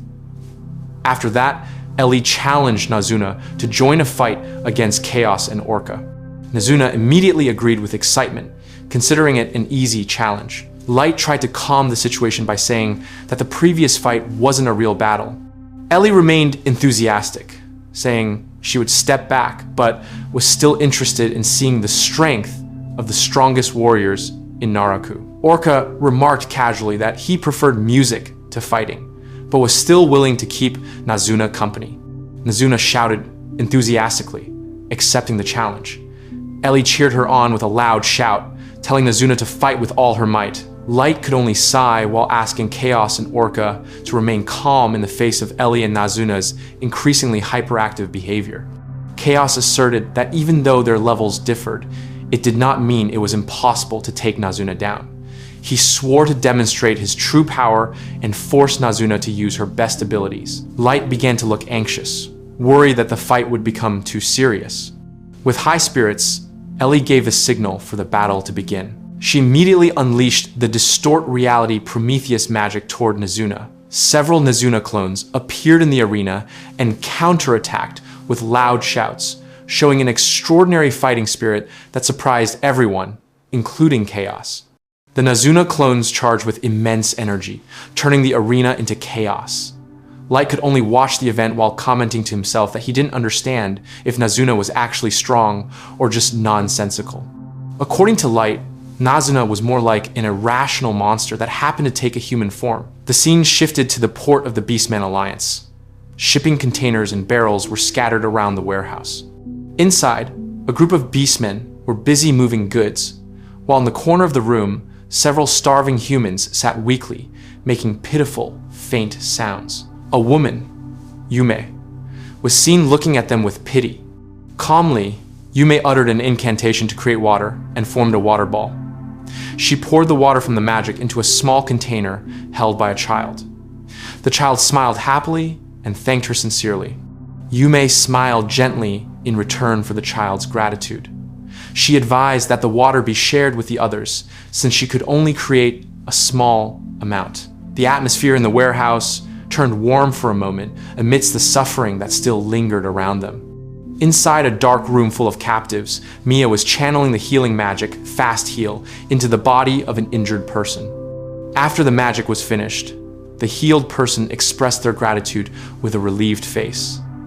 Not far from there, a little girl also thanked Mia for giving her water. Mia simply smiled and asked them to stay kind to one another. Shortly after, a blonde woman with the sharp ears characteristic of the Beastmen observed Mia from a distance. The woman's name was Kuone. When Mia offered her water, Kuone refused and told Mia to drink it instead, worried about Mia's health. Mia smiled and said she was fine, forcing Kuone to take the drink. Kuone looked awkward and finally stared at Mia with a serious gaze. In a weak voice, Kuone asked why Mia had ended up captured too. With her strength, Mia should have been able to escape.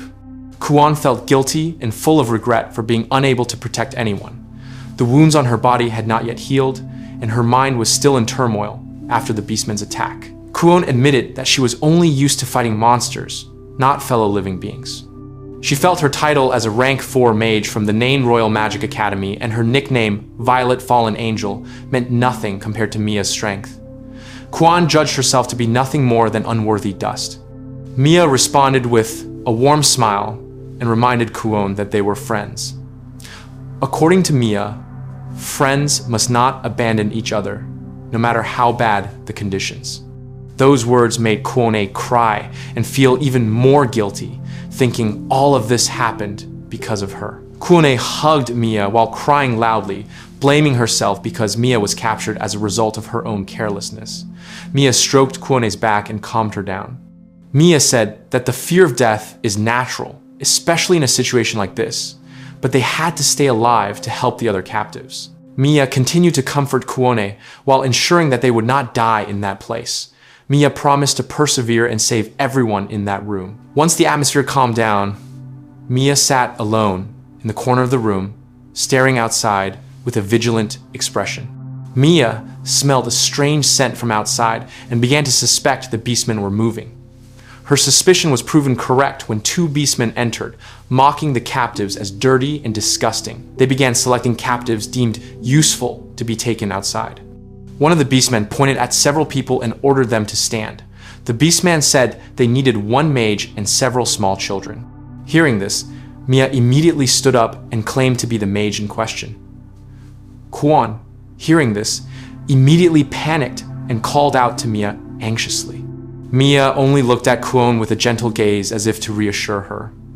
The beastmen discussed briefly and decided to take Mia along with several children.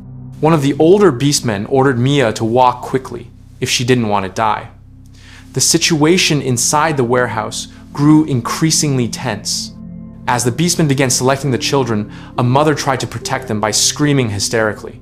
She offered herself as a replacement, but the beastmen refused and pulled the children away by force. Screams and cries filled the room, making the atmosphere even more chaotic. The mother continued to resist while weeping, but one of the beastmen snapped at her harshly, saying they only needed the children for labor. Another beastman threatened to kill her children if she didn't stay quiet. The mother's face shattered instantly in fear and despair. The beastmen began dragging the captives out of the warehouse. One of the women sobbed, but only received a sneer. Outside the warehouse, another beastman gave a stern command for the captives to keep walking straight without stopping, warning that if anyone resisted, everyone inside the warehouse would be killed. The line of captives walked with hollow faces under the strict supervision of armed beastmen. From atop a roof, two pigeons observed the scene with sharp gazes. One of them let out a distinct sound as if calling for something. Meanwhile, elsewhere, Light was listening to a report from his subordinates regarding the beastmen's movements. The report explained that the beastmen had begun to act on the surface based on a certain contract containing an attack plan and a warning to kill human hostages if a dragon appeared. Light read the document with a serious expression. He considered the situation grave because human freedom was now at stake in a great war. Light then turned to his subordinates and asked if they were ready for this rescue operation. One of his subordinates, wearing a hat with a cross symbol, answered firmly that their mission was to save all hostages without casualties. Another subordinate with an elven accent said they were ready for any task, whether to rescue or eliminate targets if required.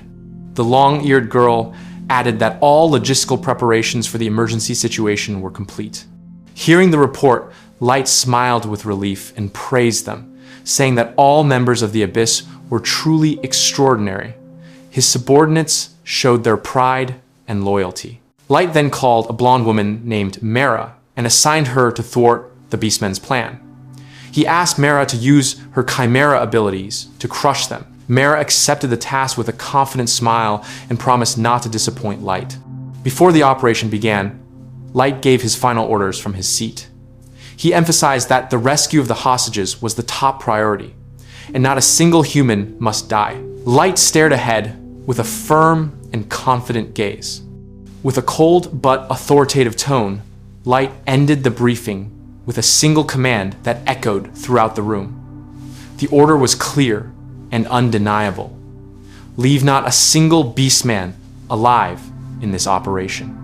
In the middle of the savannah, in the northern region of the Beastmen Alliance port city, a massive army had gathered. Around 2,000 warriors from the wolf and tiger races stood tall, while 2,000 humans were on the opposite side. The air was hot and tense, enveloping the battlefield as Eli arrived to meet the challenge. Eli arrived with 3 guards and a massive dragon behind them. Her arrival immediately caught the beastmen's attention. Chief Labad, one of their leaders, immediately shouted a challenge while mocking Eli's decision to stand on the side of humans. Chief Labad accused Eli of losing her mind for defending humans. He sneered that such lowly humans were not worth fighting for.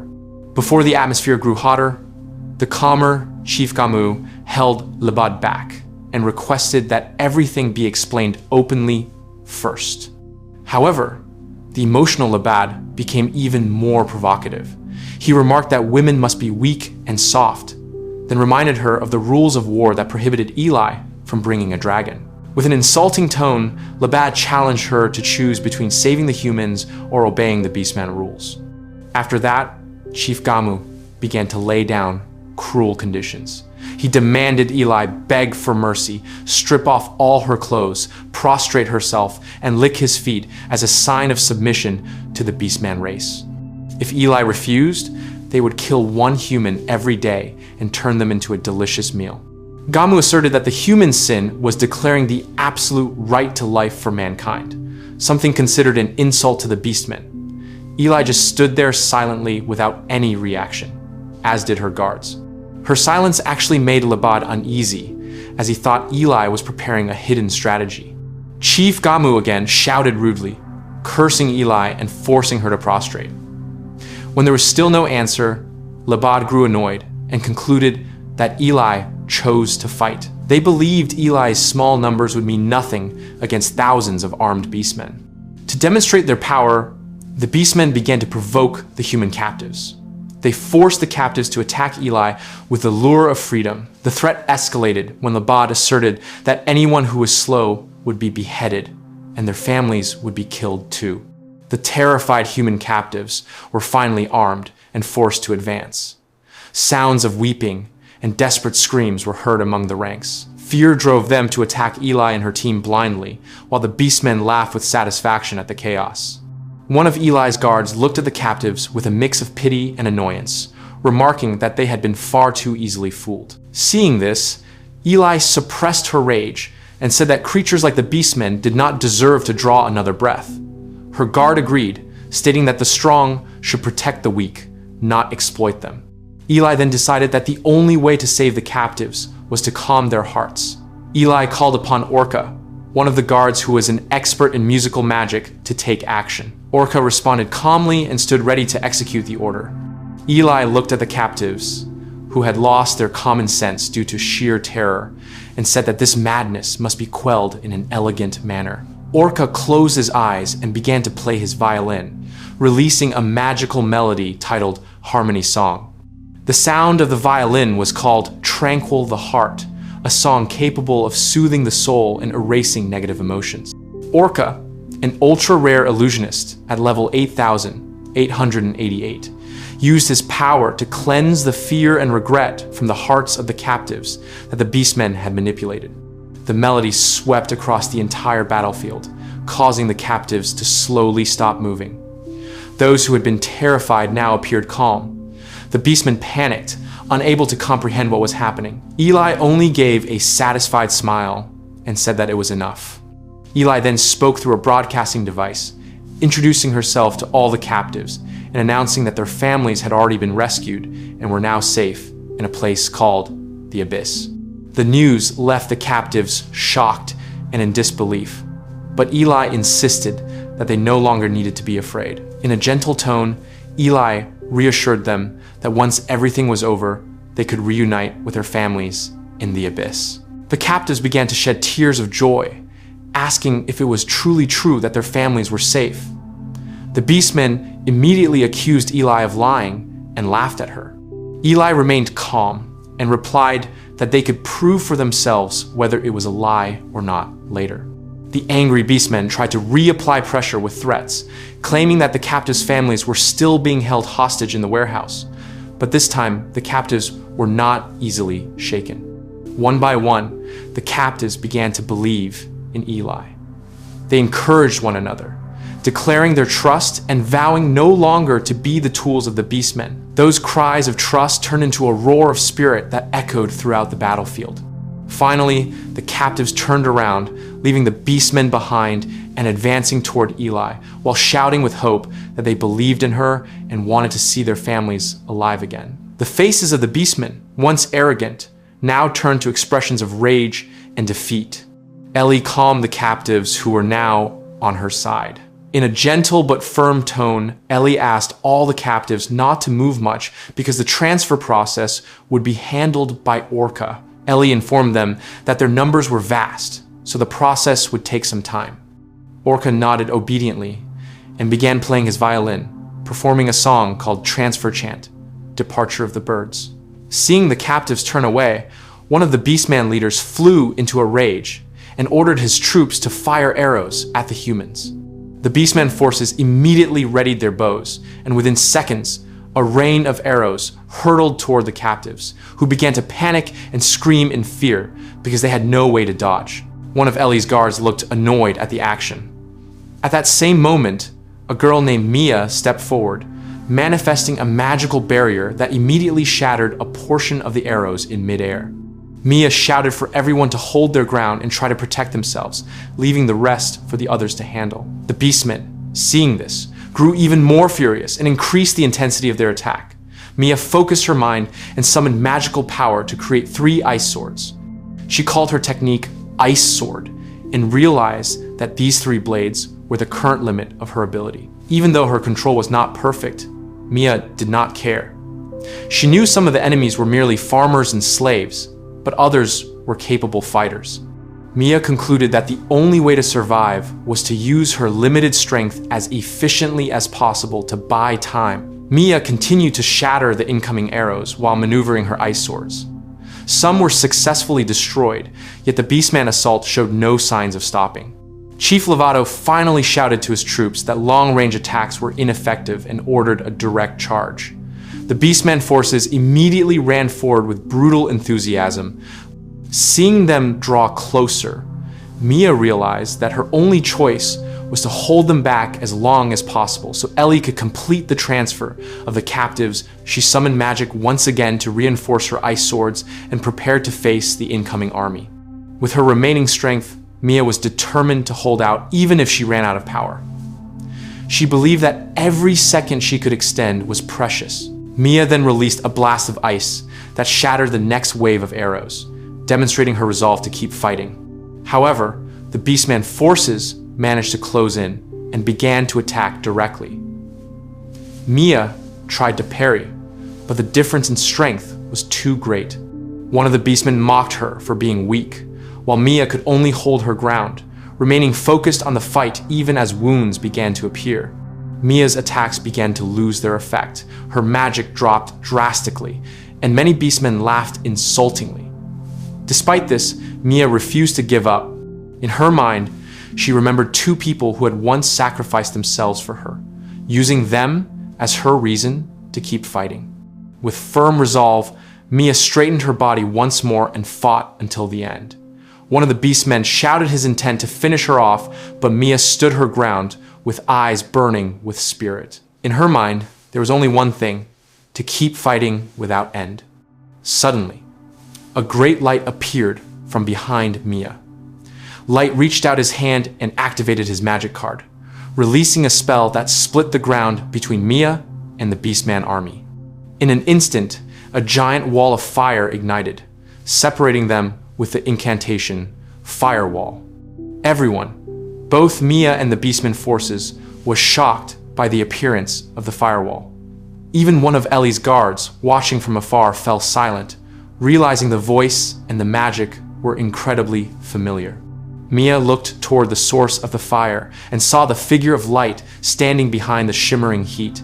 In her heart, Mia became certain that her savior had finally arrived. Light looked at Mia with a relieved smile and told her that he had come to save her. Light had just cast the firewall spell, which stretched high, separating the Beastman army from the captives. The wall of flames immediately sent the enemy into a panic. Their screams filled the air as they scrambled to avoid the searing heat. From a distance, Mia stood trembling, her eyes welling with tears. In her mind, the name of someone very familiar appeared: Darkson. Mia looked up, noticing the black-robed figure appearing behind the glow of the fire. From the mask, Mia knew it was the same person she had known before. Darkson approached, explaining that he had come to assist Ellie and save the humans. Mia still couldn't believe it, even thinking for a moment that it might be an illusion caused by exhaustion. Darkson then calmed Mia with a smile and assured her that everything was all right. One of the captives also tried to confirm that it was indeed the real Dark. Darkson noticed Mia's injured hand and gently touched it, apologizing for not being able to help more sooner. Mia responded with gratitude, feeling at peace just by his presence. Afterward, Darkson affirmed his resolve not to let the Beastman race harm humans ever again. From a distance, Ely, watching it all, commented with admiration on Mia's efforts and Light's ability to calm the situation. However, Light insisted that they shouldn't go overboard with the praise. Meanwhile, Orca managed the evacuation process of the captives. Orca asked everyone to remain calm as he prepared the teleportation magic. He ensured that all the injured reported immediately and stayed within the magic circle so the teleportation process would be safe. As the firewall began to fade, the Beastmen immediately realized their opportunity had come. They shouted, wanting to attack before the teleportation was complete. However, Orca simply smiled and activated the magic Lil Bird Travel, causing the teleportation light to envelop all the captives and slowly carry them away from that place. Once all the captives had been successfully transferred, an enraged Chief Lovato shouted in frustration at failing to capture them. Another, calmer chief tried to settle him down while noticing that the opposing group had not brought any dragons at all. They became suspicious as to why the group remained and didn't escape with the others. Chief Gamu concluded that perhaps their dragons had been exhausted during the conquest of the Empress Elf Kingdom. Chief Lovato immediately grew excited because that meant they could finish off their opponents using magic items. At that very moment, Dark San and his team stared sharply at the beastmen who were preparing to charge. Dark San raised a blood-stained red dagger, emitting a powerful dark aura. The beastmen in front of him were momentarily confused, wondering about the weapon. Dark San swung it, leaving a magical pattern on the ground, and advanced alone to face them without hesitation. The battle unfolded in an instant. Dark San's movements were nearly invisible, and every strike triggered an explosion of ice crystals that shattered the beastmen ranks. They were thrown into confusion, unable to comprehend what was happening. In a split second, many fell before they could even react. Suddenly, the sky above transformed drastically. A blazing red hue replaced the blue of the sky, and 2 black moons appeared overhead. The beastmen panicked, screaming in confusion. Some noticed their vision shifting, as even their eyes reacted to the strange magic permeating the air. In the midst of the chaos, Ili stepped forward with a calm smile. Ili revealed that she was using a mythology tier rare item to prevent the beastmen from escaping. The transformed environment was the result of an extraordinary ability called World is World.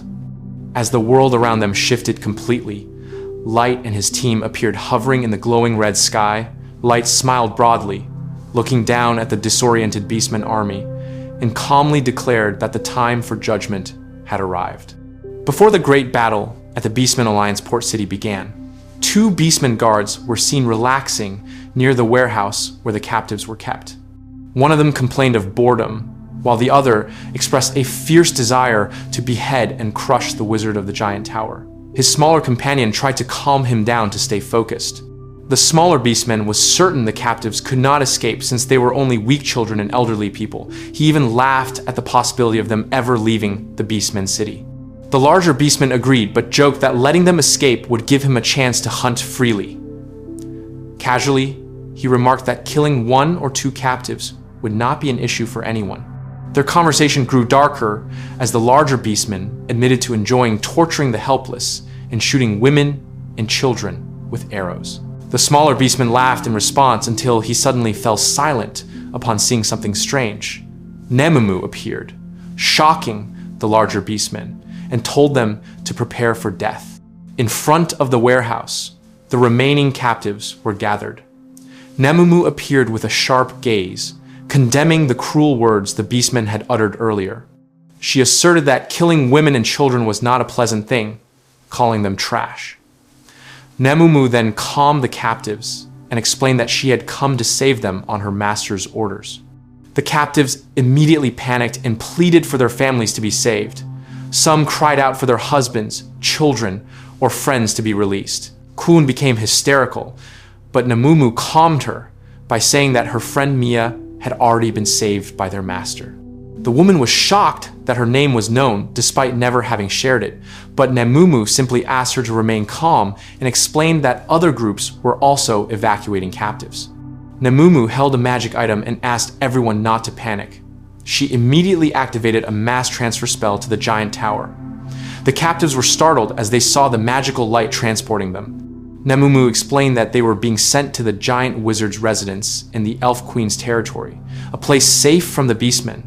Upon arriving at the destination, other captives had already gathered in the magic circle.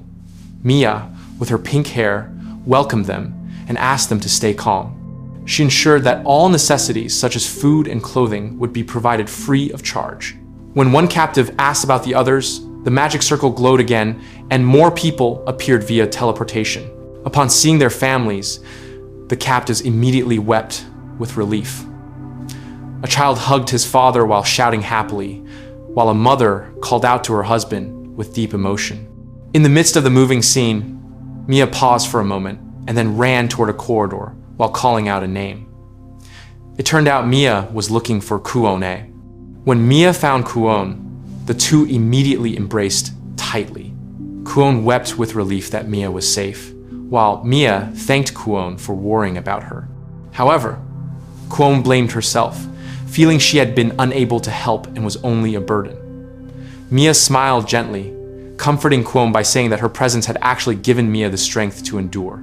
Touched, Kuone praised Mia's kindness, believing that thanks to Mia, many people had been saved. She even began to refer to Mia as a saint, the healer of humanity. Mia tried to decline and looked confused, but Kwon only became more enthusiastic, declaring that Mia was a true saint. Her words caused the captives to join in, shouting praises for Saint Mia-sama.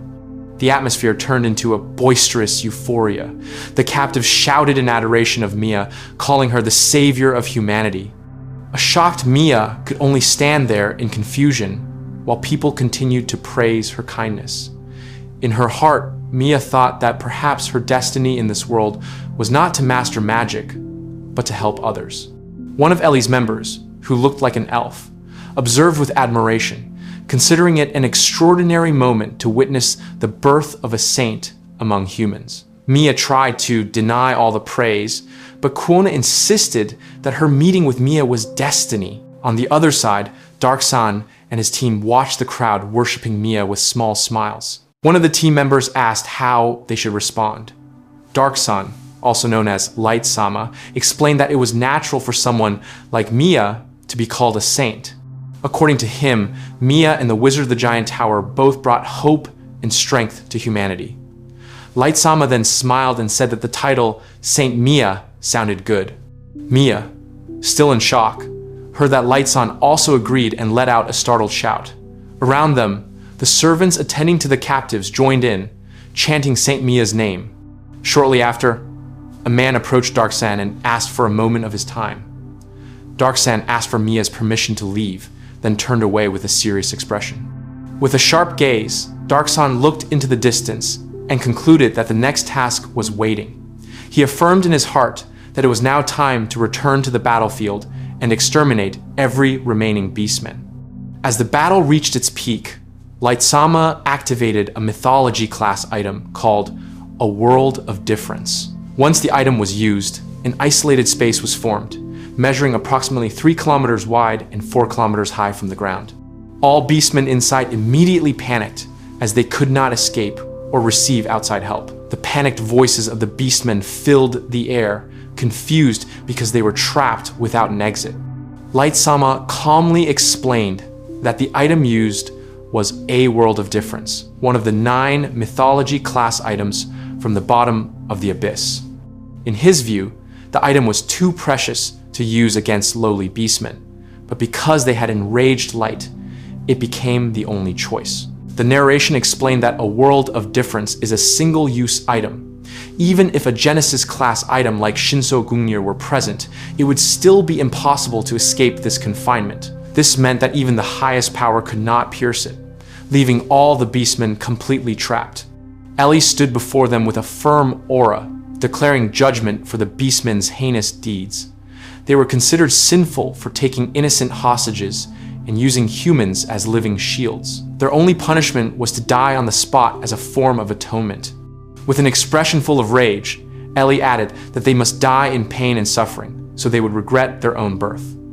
All of this was seen as the only way to slightly appease Light-sama's fury over their actions. The beastmen rejected the judgment with angry shouts. One of them shouted a challenge, calling Ellie a lowly human witch who was arrogant for daring to face the 3 of them alone. Chief Gamu chimed in with a cynical laugh, calling Ellie a fool for not running away first. Chief Gamu explained that the kidnapped humans were merely pawns. Then, with full confidence, Gamu raised his hand high and shouted to call upon their ultimate weapon, the sacred and evil golem. The ground shook violently, signaling something massive and terrifying emerging from below. From the ground emerged a giant golem with an incredibly powerful aura. The other beastmen were stunned to see it and praised the creature's immense power. They noted that the golem was no ordinary golem, but a creation of the Demon King from ancient times, a forbidden weapon whose power was once capable of rivaling heroes. The narration explained that the sacred and evil golem was created by the Demon King using holy metal that mixed sacred and evil powers, making it immune to both magic and physical attacks. Because of this, the heroes of the past could only seal it, not destroy it. Light-sama observed the golem casually and assessed its power. In his estimation, the golem was around level 5,000 with high physical and magic resistance. One of the guards responded casually, remarking that bringing such a toy to the battlefield felt a bit silly for someone as large as Chief Gamu. Chief Gamu felt insulted and threatened Ellie and her team. Gamu said the golem was a monster that even heroes could not defeat, so mages like them stood no chance. Gamu challenged them to surrender and hand over the humans who had escaped. The threat became even more cruel as Gamu added his sadistic plan: to kill the escaped humans before their eyes, force them to eat the body parts of their comrades, and then torture them one by one until they died, regretting opposing the beastmen. Those words disgusted Ellie, who replied coldly, stating that Gamu's mouth was no different from a trash bin. Ellie then directly challenged Gamu's sacred and evil golem, telling the creature to step forward. Gamu smirked cynically and mocked her as a foolish mage who wanted a quick death. With full confidence, Gamu ordered his ultimate golem to attack and crush Ellie on the spot. The giant golem let out a thunderous roar, making the air vibrate. One of Ellie's guards offered to help fight the creature, but Ellie confidently refused. For Ellie, the golem's magic resistance was still too low to rival her power. Ellie explained that this confinement space does not affect the outside environment, making it perfect for using massive spells that are usually difficult to cast in open areas. As soon as she finished speaking, Ellie immediately activated her destructive magic without hesitation.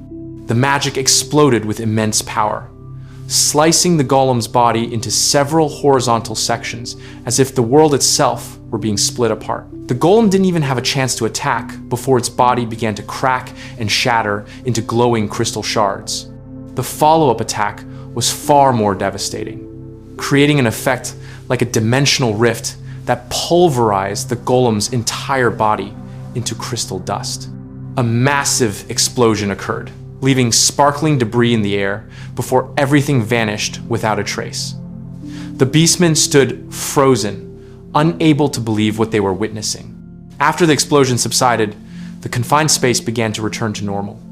The sacred and evil golem was completely annihilated. Ellie smiled casually while glancing at the shocked beastmen, as if mocking them that their threat had just vanished into insignificance.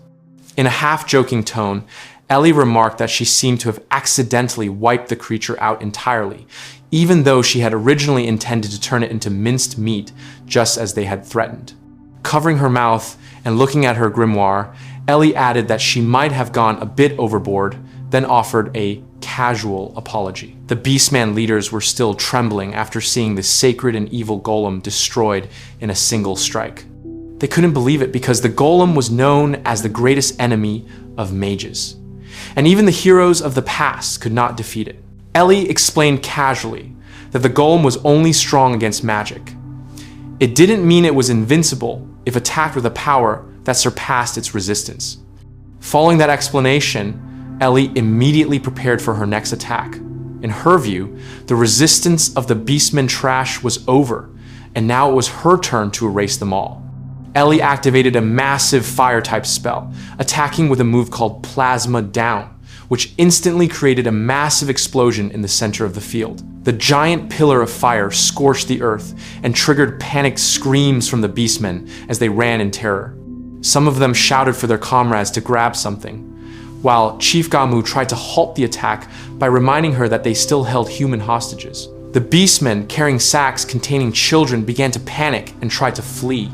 Chief Gamu threatened Ellie to stop her magic.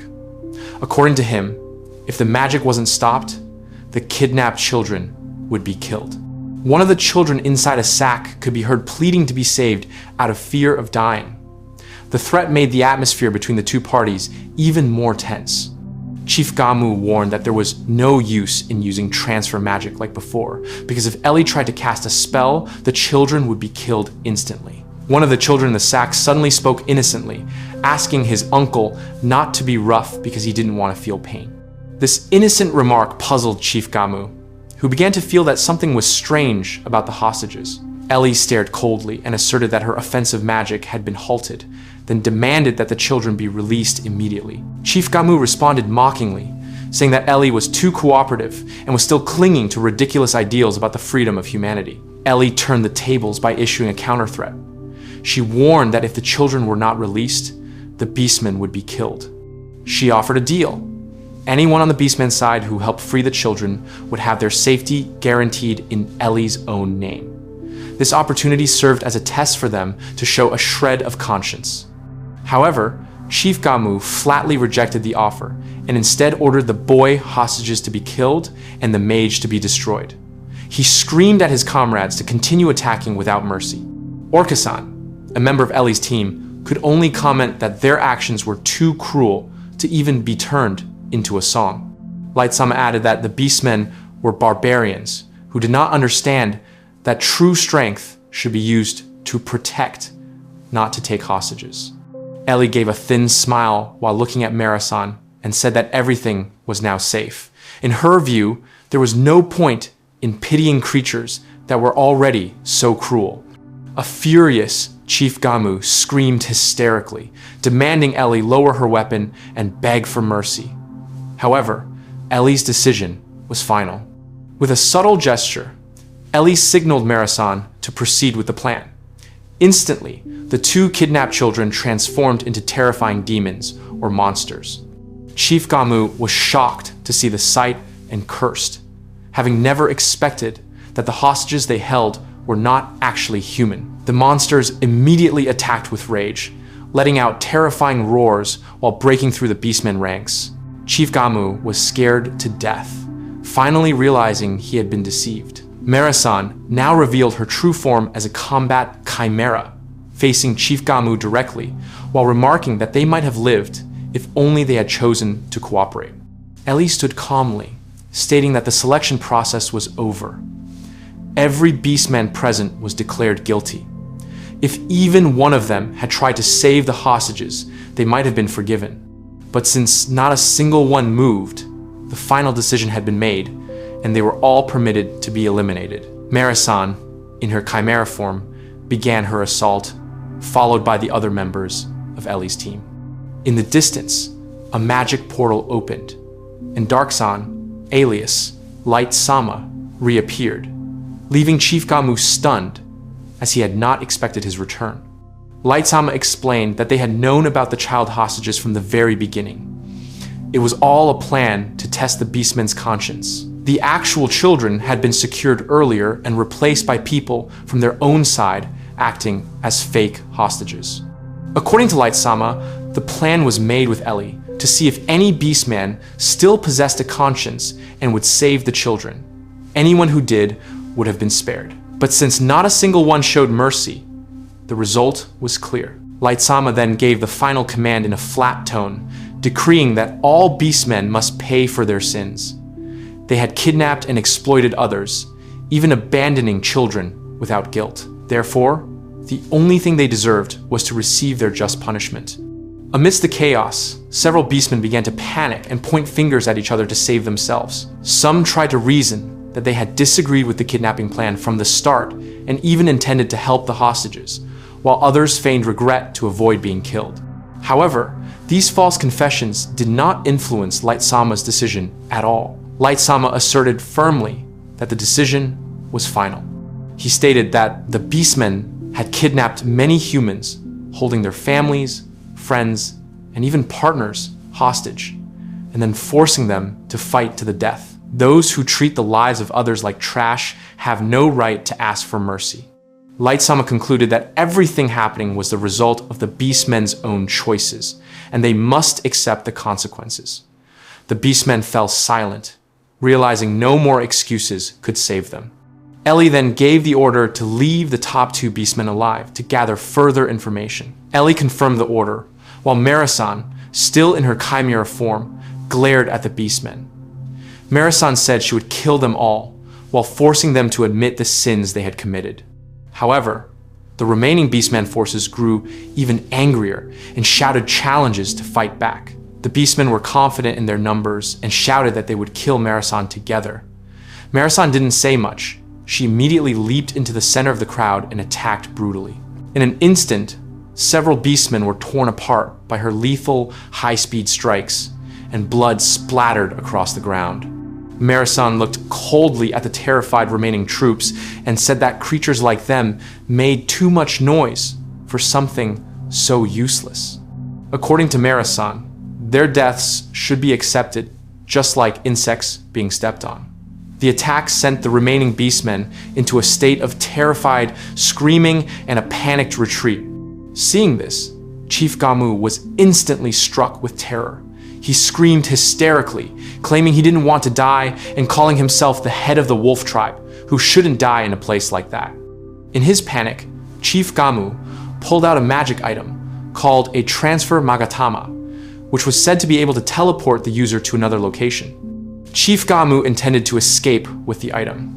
In his mind, if he could return to the Beastmen Alliance, he would report on the Wizard of the Giant Tower and seek help from other nations to bring them down. Chief Gamu justified his own actions by claiming he was trying to warn the world. Desperately, Chief Gamu tried to activate the transfer magatama, screaming for the item to teleport him immediately.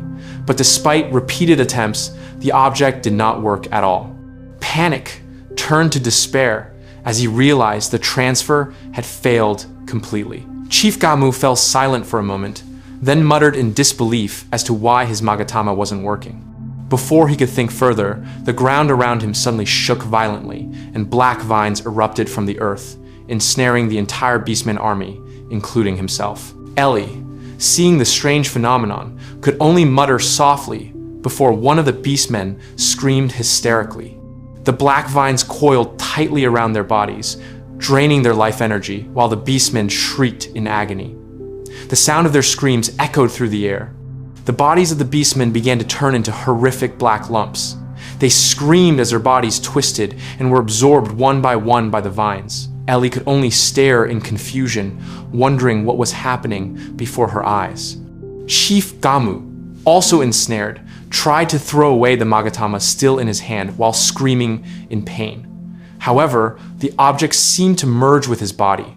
His face began to change, his skin blackened, and red veins appeared all over his body, making his appearance even more terrifying. Light Sama and his team arrived just as the gruesome scene was taking place. Ellie asked what was happening, while Marasan was shocked to see the drastic transformation, and realized that the object Chief Gamu used was not an ordinary transfer magatama, but a bloody magatama. The black vines continued to devour the beastmen, turning them into a large, deep red mass that looked like a disgusting monster. Chief Gamu, who had now lost control, let out a scream of rage, realizing that the object he thought was a lifesaver was instead turning him into a monster.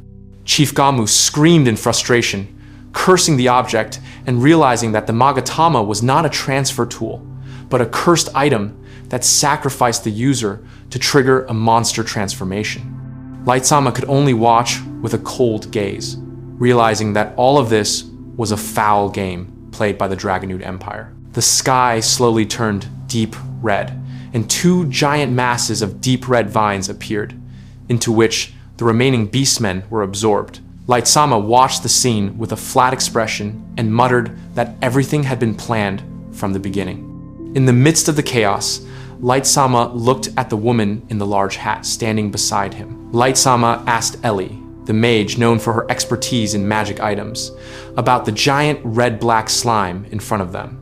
Ellie explained that it was the twin-blooded magatama, a dangerous magic item that could create specific monsters from blood. While Ellie explained, the panicked screams of the beastmen could still be heard.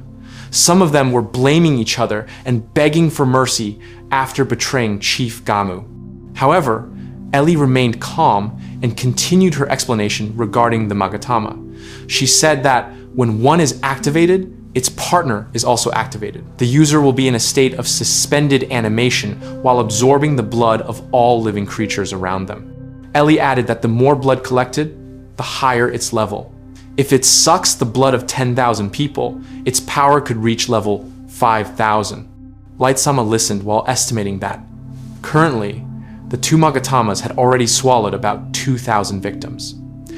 Despite its strength, Ellie was confident the monster was still no match for them. Light Sama chimed in, noting one troublesome thing. Both magatamas had to be destroyed simultaneously, because if only one was destroyed, the other would continue to regenerate. Ellie was surprised, then admitted that this meant destroying just one was useless. Light Sama concluded that the further apart the two magatamas were, the the harder they would be to defeat. Light-sama sighed and said that, fortunately, the world was currently confined within the world is world magic, so the monster could not escape. Ellie, hearing the conversation, added that defeating the Magatama was not actually difficult. It just required more effort because they had to destroy both at once. Ellie added that with strategic level magic, destroying two Magatamas simultaneously was not impossible. However, Light-sama noticed that the two beast race leaders were trapped inside the monster. The problem was, Light-sama wanted to destroy the Magatama without killing the two of them. Ellie tried to smile and said she would do her best. Ellie assessed that she might be able to extract them from the slime's body, but she doubted the ability of Mera, who was not good at holding back during a fight. Ellie was also curious as to why the beastmen had such an item. According to her, the twin-blooded Magatama was more like a suicide tool than a reliable weapon. Light-sama concluded that they had to keep the beastmen alive, as there might be important information behind all of this. Nevertheless, Light-sama asserted that there was no need to call for reinforcements from the abyss, as himself and Ellie would be enough. The two then prepared to face the Magatama monster. Light-sama stared ahead calmly and remarked that fighting a creature like that was much better than dealing with beastmen who cannot protect the weak.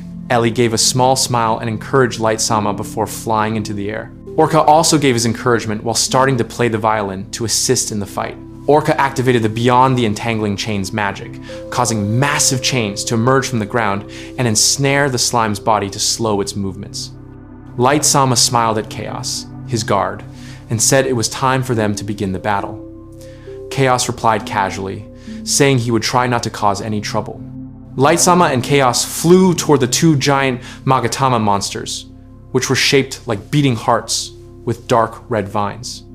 Chaos was briefly surprised that Light-sama could fly without any preparation. Light-sama replied casually that only soft-bodied creatures could do such a thing. Suddenly, the two Magatama monsters merged into a single, much larger and more terrifying form. Chaos was shocked to see the change. The combined monster immediately launched a powerful physical attack with its hardened body. Light-sama analyzed that they were utilizing body weight and physical strength to attack. From inside the monster's body, the face of a beastman began to regain consciousness. The creature screamed in rage, threatening to kill everyone in front of him. Light-sama was surprised to see that the beastman was waking up from the suspended animation caused by the Magatama's effect. The beastman continued to rage, cursing the Dragonutes and the humans he believed had deceived them. His voice was full of hatred and spite. Light-sama heard the words and grew suspicious upon hearing the terms mentioned by the beastman. There was something strange behind all of this. The monster raged even more, shouting that it would keep growing larger by drinking more blood. The monster asserted that all existing creatures would be destroyed without mercy. Light-sama looked at it with disgust, feeling sickened by their form and nature. Light-sama thought that the creature might be conscious, but not fully aware of itself. Whether they were controlling the slime or being controlled by the slime, both were equally disgusting. Light-sama felt reluctant to fight such a creature, but there was no other choice but to finish it off. Light-sama finally looked straight at the giant monster alongside Chaos. Both decided to end this fight as quickly as possible. Light-sama calmly stated that it was time to deliver punishment, regret, and destruction for the sins of those beastmen. The great battle was ready to begin. Darkson and Chaos flew toward the merged twin-blooded Magatama monster. From inside the creature's body, the voices of the trapped beastman leaders could be heard, full of anger and despair. Light stared sharply, ensuring that the one who would feel suffering this time would be the monster itself. Large tentacles immediately slammed toward them. Light and Chaos quickly dodged the attack. The movements were fast and powerful, making Light realize that this opponent was no ordinary monster. In his heart, Light admitted that the creature's speed was somewhat troublesome. Without hesitation, Light gave instructions for them to immediately split the slime's body into two parts. Chaos simply nodded in agreement, ready to execute the plan. The monster, now controlled by the Magatama, laughed angrily and belittled their efforts. However, Light and Chaos immediately leaped into its body, piercing through the thick layer of black-red slime. They went deeper, trying to reach the core to separate the two Magatamas. Orca-san continued to hold the monster's body with chain magic so it could not move freely. Inside the slime's body, the atmosphere was like being in a giant mouth full of sharp ice teeth. The monster realized their plan and immediately launched attacks from all directions, trying to grind them both alive. It felt confident it could mince them into pieces, even boasting it would drink the remains of their bodies after they were crushed. However, Light and Chaos remained calm in the face of the pressure. Light explained that this kind of attack was not enough to kill them. Chaos added in a flat tone, asserting that such a creature stood no chance. With a massive scythe in his hand, Chaos swung his ultimate attack, creating a powerful slash that split the monster's body into two parts. A thunderous scream erupted from the monster's body. At the same time, Light immediately summoned his powerful magic, creating a massive ice creature in the shape of a giant dragon named SSSR Frosty. The monster emerged with a piercing cold aura, instantly freezing the surrounding area and preventing the two Magatamas from merging again. Light ensured that the creature had no chance to recover. The two Magatamas were now separated, tightly bound by ice magic and interlocking magic chains. Chaos looked at their handiwork and ensured everything was ready for the end of the fight. Light then affirmed the conclusion of this battle, announcing destruction for the two beings that had ruined everything. The final strike was unleashed. Frosty went on a rampage, breathing a blinding blast of ice that pulverized both Magatamas simultaneously. A massive, light blue explosion expanded, freezing the entire area and shattering the monster's body, along with the faces of the beastmen still trapped inside. In a single moment, everything was smashed into shards, marking the absolute end of the twin-blooded Magatama. After the massive magical explosion subsided, the battlefield fell into an immediate silence. Debris from the Magatama lay scattered everywhere, while Light and Chaos stood tall amidst the expanse of ruins. Two beastmen were seen lying helpless on the ground, the sole survivors of the brutal battle just now. Light and Chaos looked at each other, an aura of victory clearly radiating from them both. They had just destroyed the twin-blooded Magatama, a dangerous magical monster capable of bringing the world to ruin. In a relaxed but satisfying atmosphere, the two shared a high five followed by a fist bump, a simple symbol of their cooperation and victory. The two stood amidst the dim light remaining from the magical explosion, emitting a strong aura of partnership. Small smiles appeared on their faces before Mera, Orca, and the rest of the team approached. Mera looked enthusiastic, curious about the celebration style they had just performed, while Light chuckled, explaining that it was just a spontaneous act fueled by the excitement of the moment. Chaos added in a flat tone that he had merely followed Light's movements without much thought. Ellie, watching from a distance, remarked casually that their teamwork looked quite impressive. That moment broke the tension that had lingered from the long battle against the Magatama monster. Once the atmosphere had calmed down a bit, Light looked around and saw the other beastmen who had died. Only two remained, breathing weakly. In a flat tone, Light remarked that their fate was well-deserved, but the two survivors would be interrogated thoroughly. He pointed at them and gave the order to prepare them for custody. The two remaining beastmen immediately panicked. They began to plead desperately, claiming that none of this was their fault. One of them shouted that they had been deceived, while the other added that the Dragonutes were the masterminds behind all the chaos. They claimed they were merely victims with no other choice. Both continued to defend themselves, stating that they actually had no desire to enslave humans and claimed to agree with Ellie's ideals. They even said they were only following orders from the Dragonutes and had gone as far as sacrificing their own kin. Their final words sounded pitiful, hoping to cooperate with Light against the Dragonutes. Ellie, who had been silent until then, listened to the offer with a flat expression. She gave a thin smile, saying that what they said sounded pleasant.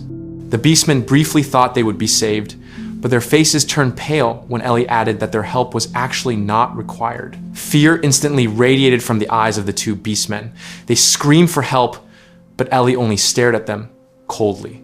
She remarked that every race looks pathetic when they reach the point of despair, and comments from other team members emphasized that even the sound of their heartbeats and breathing felt disgusting. Ellie then walked closer, smiling cynically as she explained that they didn't need to bother speaking anymore. She would look directly into their minds to confirm the truth. In a gentle but cruel tone, she mentioned that the information from them would be very useful, then told them to rest in suffering. The binding magic was immediately activated.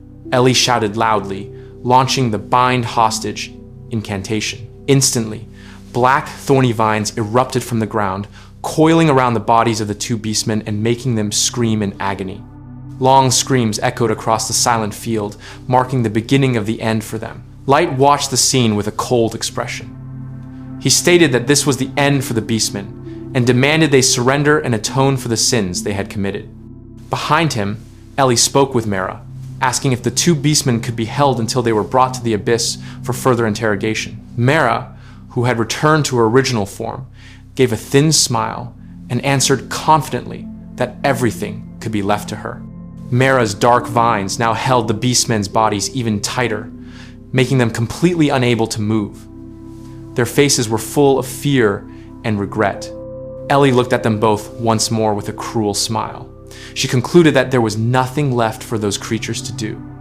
All of this was the consequence of the path they had chosen for themselves. The two beastmen could only stare blankly, full of despair, waiting for the end to come. The scene closed with a dimensional shift slowly vanishing. The world of difference faded away, leaving the blazing red sky behind them. The agonized screams of the bound beastmen were the last echoes heard before everything truly came to an end. In a hidden room within the Dragonute Empire, a tense atmosphere lingered. Hisomi-san sat on the throne while Hiro-san stood before him, reporting the observations regarding the giant tower. Hiro-san explained that he had failed to gather information because the guardian monsters around the tower possessed high-level stealth and detection capabilities. Hiro-san explained that he had observed from a distance and saw the Wizard of the Giant Tower, along with human and beastmen forces, under a rotating black dome covering the entire area. After an hour, the dome vanished, leaving only the dried carcasses of beastmen and broken wagons. Hiro-san realized this was the result of the twin-blooded Magatama sent earlier. Additionally, Hiro-san had provided the sacred and evil golem, but all of it had vanished without a trace. Hiro-san admitted he had hoped the Beastman forces could uncover at least a sliver of the giant tower's strength, but it had ended tragically. In his view, this defeat showed just how powerful the giant tower faction truly was. Hiro-san regretted his oversight, not expecting the enemy to have built a surveillance network and used a single-use magic item to shroud the entire battlefield. He admitted the operation was a total failure and blamed himself for the outcome. Hisomi-san calmed him down, reminding him that the idea to use the beastmen was his own. So Hiro-san did not need to feel too much regret. However, Hisomi-san explained that this failure actually provided important clues. The giant tower might have access to rare Phantasm class or even Mythology class magic items, something even the Dragonute Empire did not possess. According to Hisomi-san, the only one with such vast resources was the mysterious organization known as C. Hisomi-san also assessed that the purpose of closing off the battlefield was not to hide information from the Empire, but to ensure the beastmen could not escape. Thus, the action was preventative, not because they realized they were being watched. That analysis left Hiro-san laughing bitterly while clutching his head, feeling dizzy from all the possibilities. From that conversation, both agreed that the giant tower might have a direct connection to Group C. Hiro-san added that the giant tower incident was also related to the case of the fake masters and the disappearance of Nano from the dwarf race. 4 people related to that incident had vanished at the same time the giant tower appeared, making him certain it was no coincidence. Hisomi-san then concluded that it was time they focused their full attention on the giant tower. Hiro-san agreed despite feeling exhausted, especially since he also had to deal with the demon faction of masters, causing a stir, and the urgent meeting of the 9 representatives. He complained about having to handle too many problems at once. Hisomi-san stared sharply and warned that the worshipper faction might interfere. That group is known as the Doomsday Madmen cult, and they might become interested in the giant tower. If it turned out the tower had nothing to do with C, the worshippers might destroy it. However, if they were related, they might join together under C's control. Hisomi-san suggested they assume the worshippers would make contact with the giant tower, as that could benefit them strategically. He planned to gather all forces to devise a new plan. Hiro-san could only laugh in resignation, remembering that the last time Kaiser-san heard a report, the situation was already enough to give everyone a massive headache. Meanwhile, in the capital of the Beastman Alliance, the situation was far more chaotic. The sky was filled with dragons attacking the city from all directions. Residents panicked, screaming that it was the end of the world. The city was filled with fire and ruins, while soldiers were nowhere to be seen. Many screamed in despair, realizing that destruction was upon them. In the midst of the chaos, atop one of the buildings, Ellie stood with her team, including Mera and Orca. They gazed toward the burning city while bringing the 2 bound beastmen. That sight signaled a new chapter in the great conflict, sweeping the world with the giant tower at the center of the ongoing turmoil. Ellie and her team arrived at a heavily guarded room. The 2 bound beastmen were brought in with her. A winged dragonoot greeted them politely, inviting them to sit and thanking the wizard of the giant tower and her guardian knights for coming. The dragonoot explained that the wolf tribe chief, named Gam, and the tiger tribe chief had acted on their own without the permission of the tribal chiefs' council. He asserted that his side was helping to resolve the conflict and had successfully captured both of them today as a form of accountability. One of the beastmen tried to speak in self-defense, claiming that all the incidents happened suddenly and caught them by surprise. In a pleading tone, the beastmen said they wanted to negotiate for Ellie's satisfaction, hoping to make amends. However, Mera simply stood silent, staring sharply at them. Ellie's gaze turned cold. She looked at the beastman with an expression of pure disgust, questioning why he was acting as if he were uninvolved in the incident. The beastman's face turned pale instantly. His body trembled, and his voice sounded panicked as he tried to explain himself. Ellie then exposed their lies. She explained that both beastmen had been collaborating with the wolf tribe chief from the very beginning. They had offered their warehouses to hold the kidnapped humans and turn them into an anti-wizard army. Ellie knew that they had even prepared logistics for war. Ellie stepped closer and pressured one of the beastmen with magical force, causing the sound of cracking bones to echo. The beastmen shrieked in pain, frantically asking how Ellie could know all of that. Ellie only stared coldly, explaining that such lies were far too obvious to her. In a tone full of rage, Ellie declared that everyone involved in the incident would be killed. She reminded them that many sinners before them had begged for mercy, yet were killed without hesitation. Therefore, these beastmen would share the same fate. Her words sent the beastmen into an even deeper state of terror. The beastman hysterically begged for mercy. He offered his loyalty and various crazed ideas to prove his worth. He even proposed enslaving the dragonoots, selling out other races, and promised great wealth to Ellie.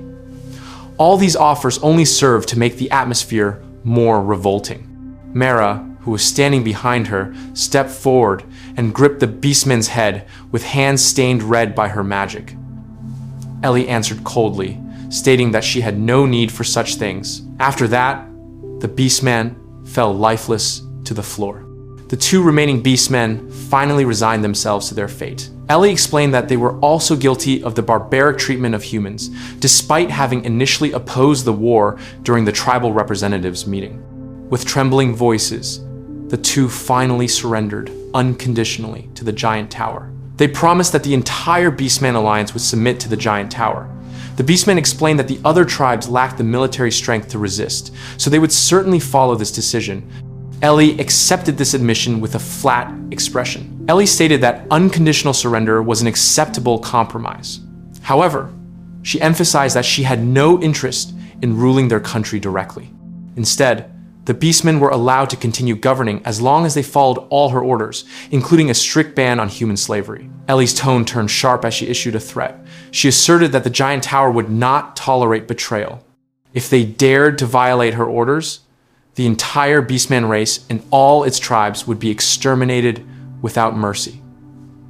Her words left the room in absolute silence. Afterward, Ellie feigned a show of mercy. She said she would overlook their past mistakes and asked what compensation could be provided to atone for the incident. Both beastmen immediately welcomed the offer nervously.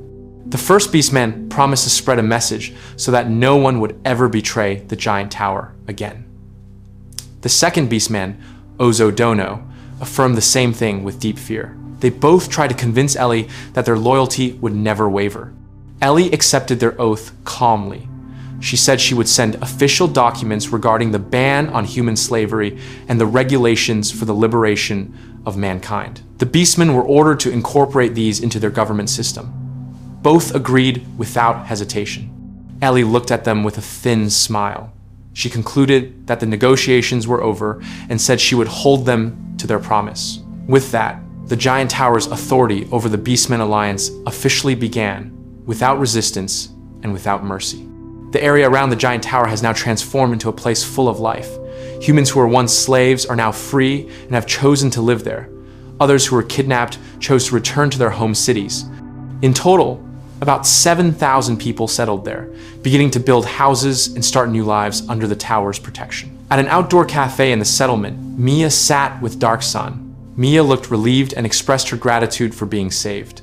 Dark-san calmly replied that, even without his presence, the wizard of the giant tower would have surely come to rescue her. But Mia rejected that statement, reminding him that it was Dark-san's fire wall that saved them. Mia became nervous and could not continue her words. Seeing this, Dark-san changed the topic and said he had heard news from the Adventurers Guild about the safety of Mia and her friends. He also knew Mia planned to go home. Mia confirmed this, explaining that she still had her brother, friends' graves to visit, and a healer she had to look after. However, Mia hesitated and added that if Dark-san asked her to stay, she would do so. Dark-san simply smiled and said the decision was entirely in Mia's hands. Mia finally realized this and nodded in agreement.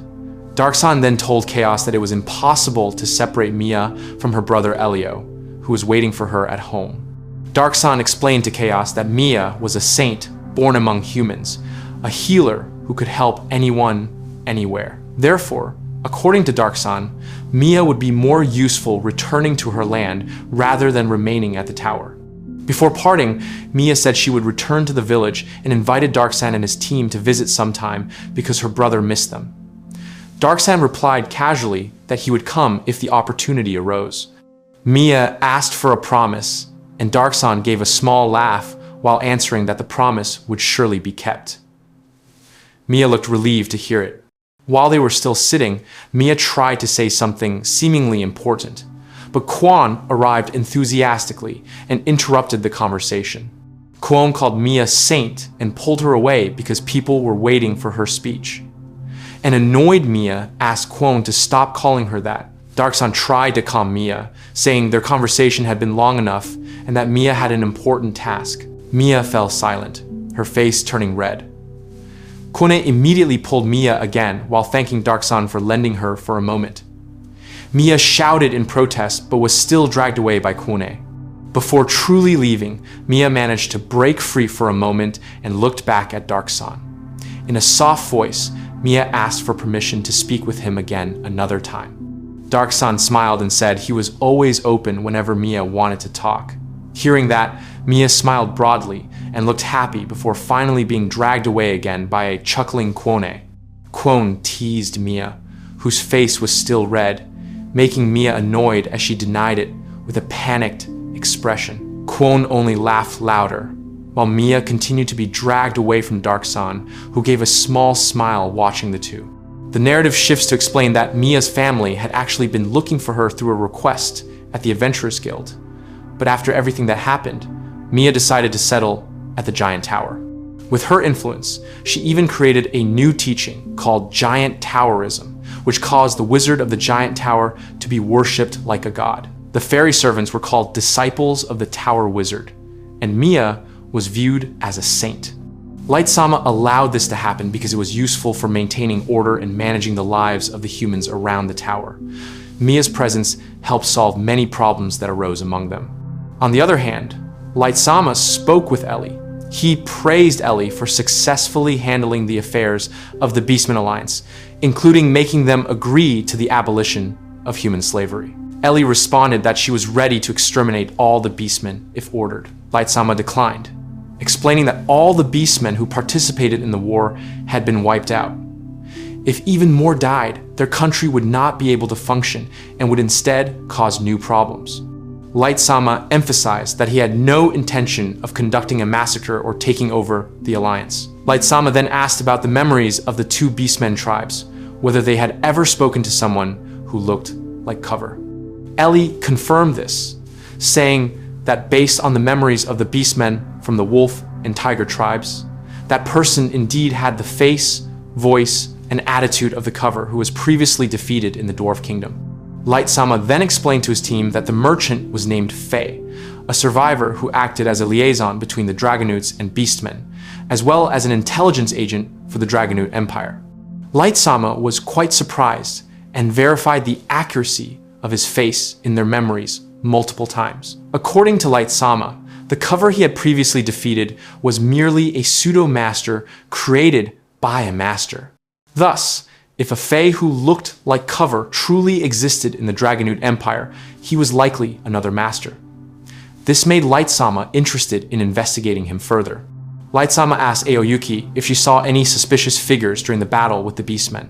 Aoyuki replied that nothing unusual was seen. Light Zamaa concluded that perhaps the figure was hiding or intentionally retreated before they arrived. Light Zamaa then ordered Aoyuki to spread monsters throughout the Beastmen Alliance territory to seek more information about the merchant named Faye. Aoyuki immediately agreed with her characteristic voice. Light Zamaa also gave instructions to Lilith to activate all ground operations to investigate the Dragonute Empire. Lilith immediately answered that she was ready and that everything would be executed shortly. Light Zamaa then asked if there were any other reports. Lilith replied that the situation at the Giant Tower and the Abyss was secure and without issue. Other team members confirmed the same. Light Zamaa nodded in satisfaction, but suddenly fell silent and reacted in shock as Lilith contacted him abruptly via telepathy. The narrative closes by explaining that the extermination of the Beastmen army and the surrender of the Beastmen Alliance had a massive impact on the world. The Grand Summit, which was originally scheduled to be held in several years at the Nine Kingdom, has now been moved forward and will take place in just a few days. At the northern end of the continent stands the darkest and most powerful nation known as the Demon Nation. In a luxurious hidden room within that land, three figures sat in a tense atmosphere. A burly man shouted in anger, complaining about the interference of the Dragonute Empire and mentioning that the giant tower near the Elf Princess Kingdom might have a connection to sea. A long-haired woman in the room only gave a cynical smile, saying that it was all merely the result of failure.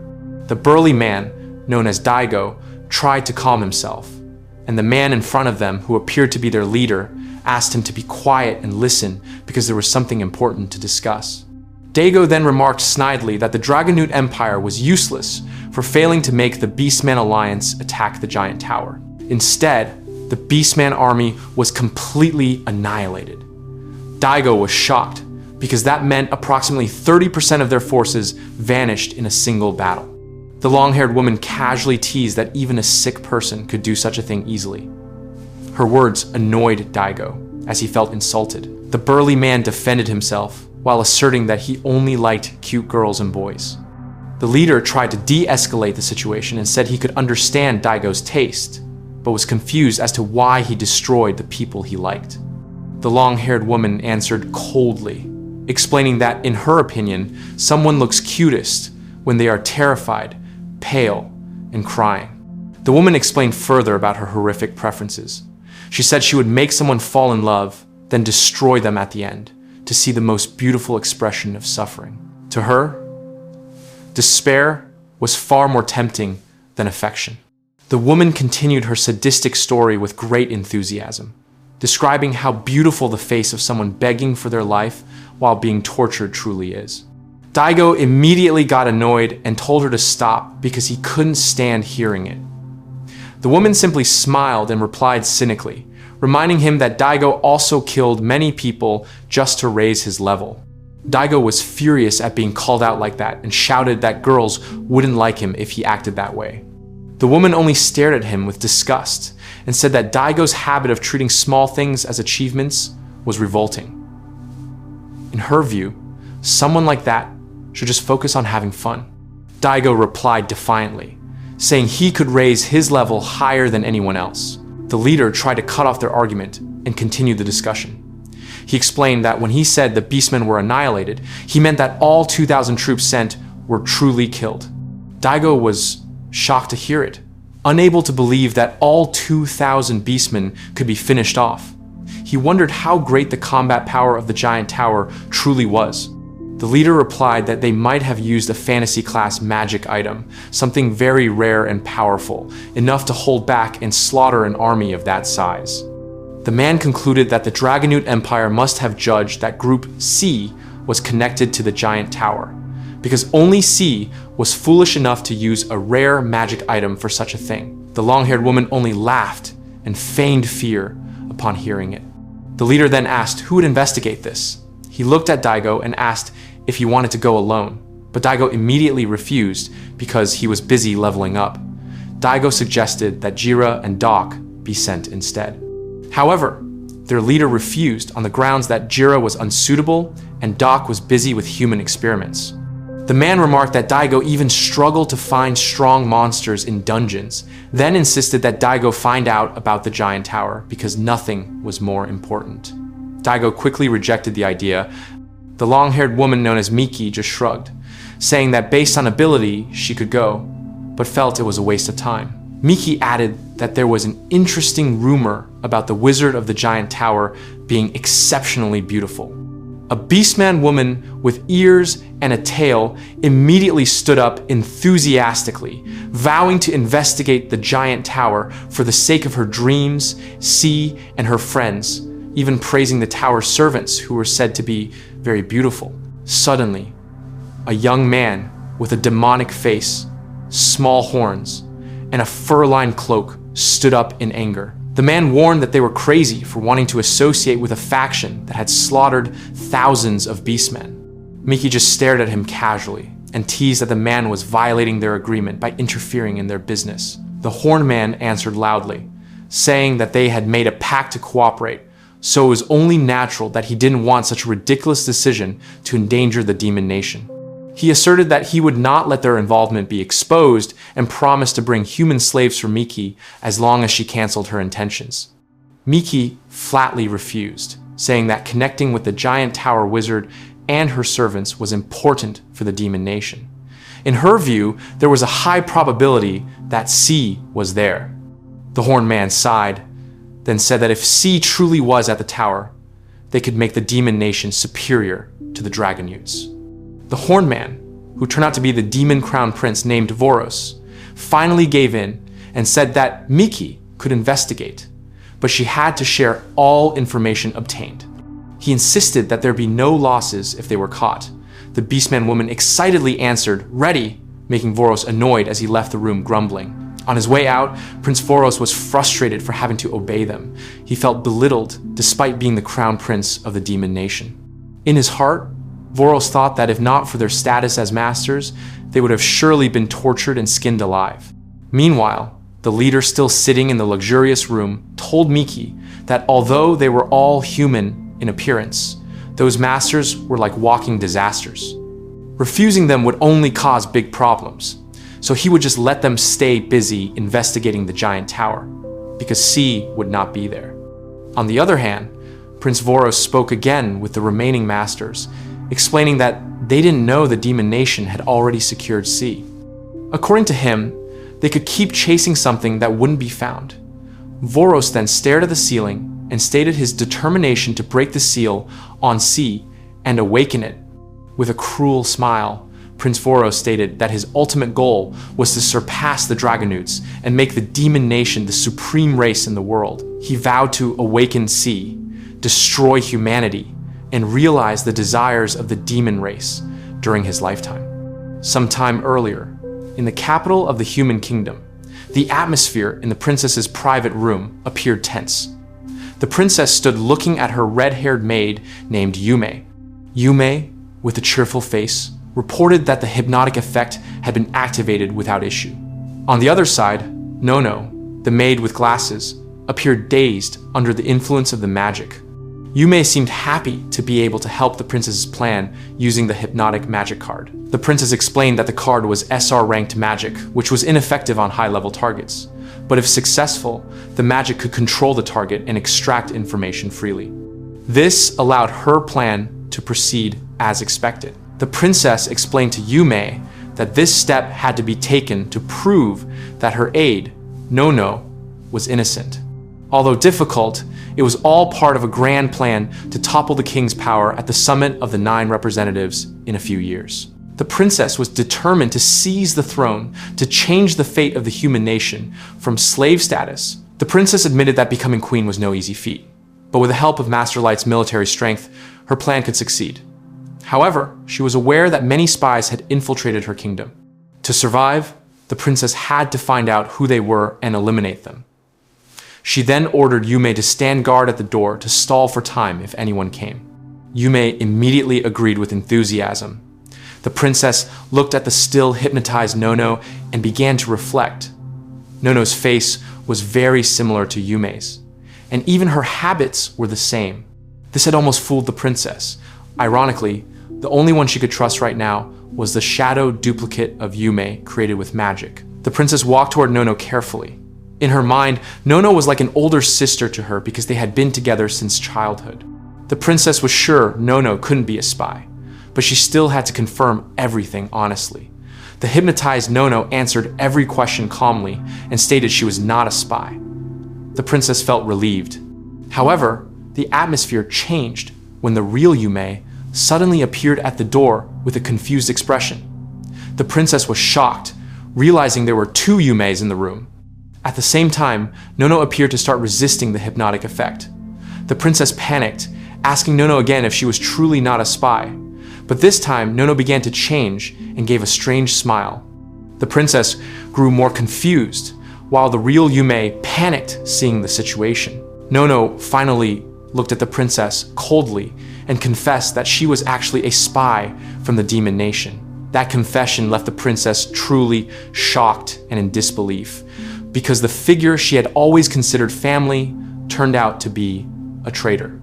After Yume calmed the situation, the princess asked the maid to leave and stand guard outside. The princess then stared sharply at Nono and asked her to explain in more detail. Under the influence of magic, Nono answered honestly that her family had long been agents for the demon nation, and their task was to infiltrate the human kingdom. The princess was shocked to hear the confession and asked if Nono had only been pretending to be close to her all this time to monitor her. Nono explained that she had no choice. If she refused orders, her entire family would be killed. Nono's face was full of fear and regret as she said that. The princess stared at her with a sharp look, warning that if Nono's sense of justice brought a loss to the demon nation, then Nono would be killed by her own people. Then the princess asked if there were still other spies in the kingdom. Nono admitted there were many, and some had even infiltrated government positions. Hearing that, the princess felt frustrated. Her hand slammed against the table in anger. She never expected that the kingdom had been infiltrated so deeply. In a sad tone, the princess cried out, asking why Nono was willing to be a spy and if Nono didn't love her own country. Her disappointment and heartache seemed to explode at once. The princess remembered her childhood with Nono and her friends, where Nono always smiled and looked after her with love. Now all those memories felt fake. In her heart, the princess wept, calling Nono's name bitterly, as if she couldn't believe she had to experience such a cruel betrayal from someone she loved. With a heavy heart, the princess finally made a painful decision. For the future of the kingdom, this suffering had to end. She stared at Nono with sharp eyes full of determination, saying to herself that even if it had to be with her own hands, she would stop this betrayal for the sake of her kingdom. A A few days later, the princess met with Light again in a secret room. The princess thanked Light for making time and said she would rely on Light to take appropriate action. Light only answered casually, assuring the princess that she could trust him. The princess explained the problem she faced, that it was difficult to identify spies alone. Aside from the fake Yume given by Light, there was no one she could truly trust. She politely asked for additional help, hoping Light would be willing to give her more double shadow cards to strengthen her confidence. Light explained calmly that the UR double shadow card was very rare, and even he didn't have any more. The princess appeared shocked to hear it. Light added that although he couldn't give her that card, he still had several subordinates who hadn't been summoned yet and could be assigned to help the princess. Light explained that the summit of the 9 representatives was still several years away, so they had plenty of time to prepare everything. The princess accepted the offer with great gratitude and promised to replace her subordinates with people she could trust completely. Light looked satisfied seeing the princess's steadfastness and praised her decision. However, in his heart, Light felt that all of it ultimately meant nothing. Because after that conversation, a major event occurred that shook the world. All the political and logistical preparations that had been built were ultimately destroyed without a trace. The narrative shifts to show a world in chaos, full of blood and destruction. From all those events, one tragedy became the symbol of the beginning of the Great Ruin. Everyone called it by one name that echoed throughout the continent: the extermination of all beastmen.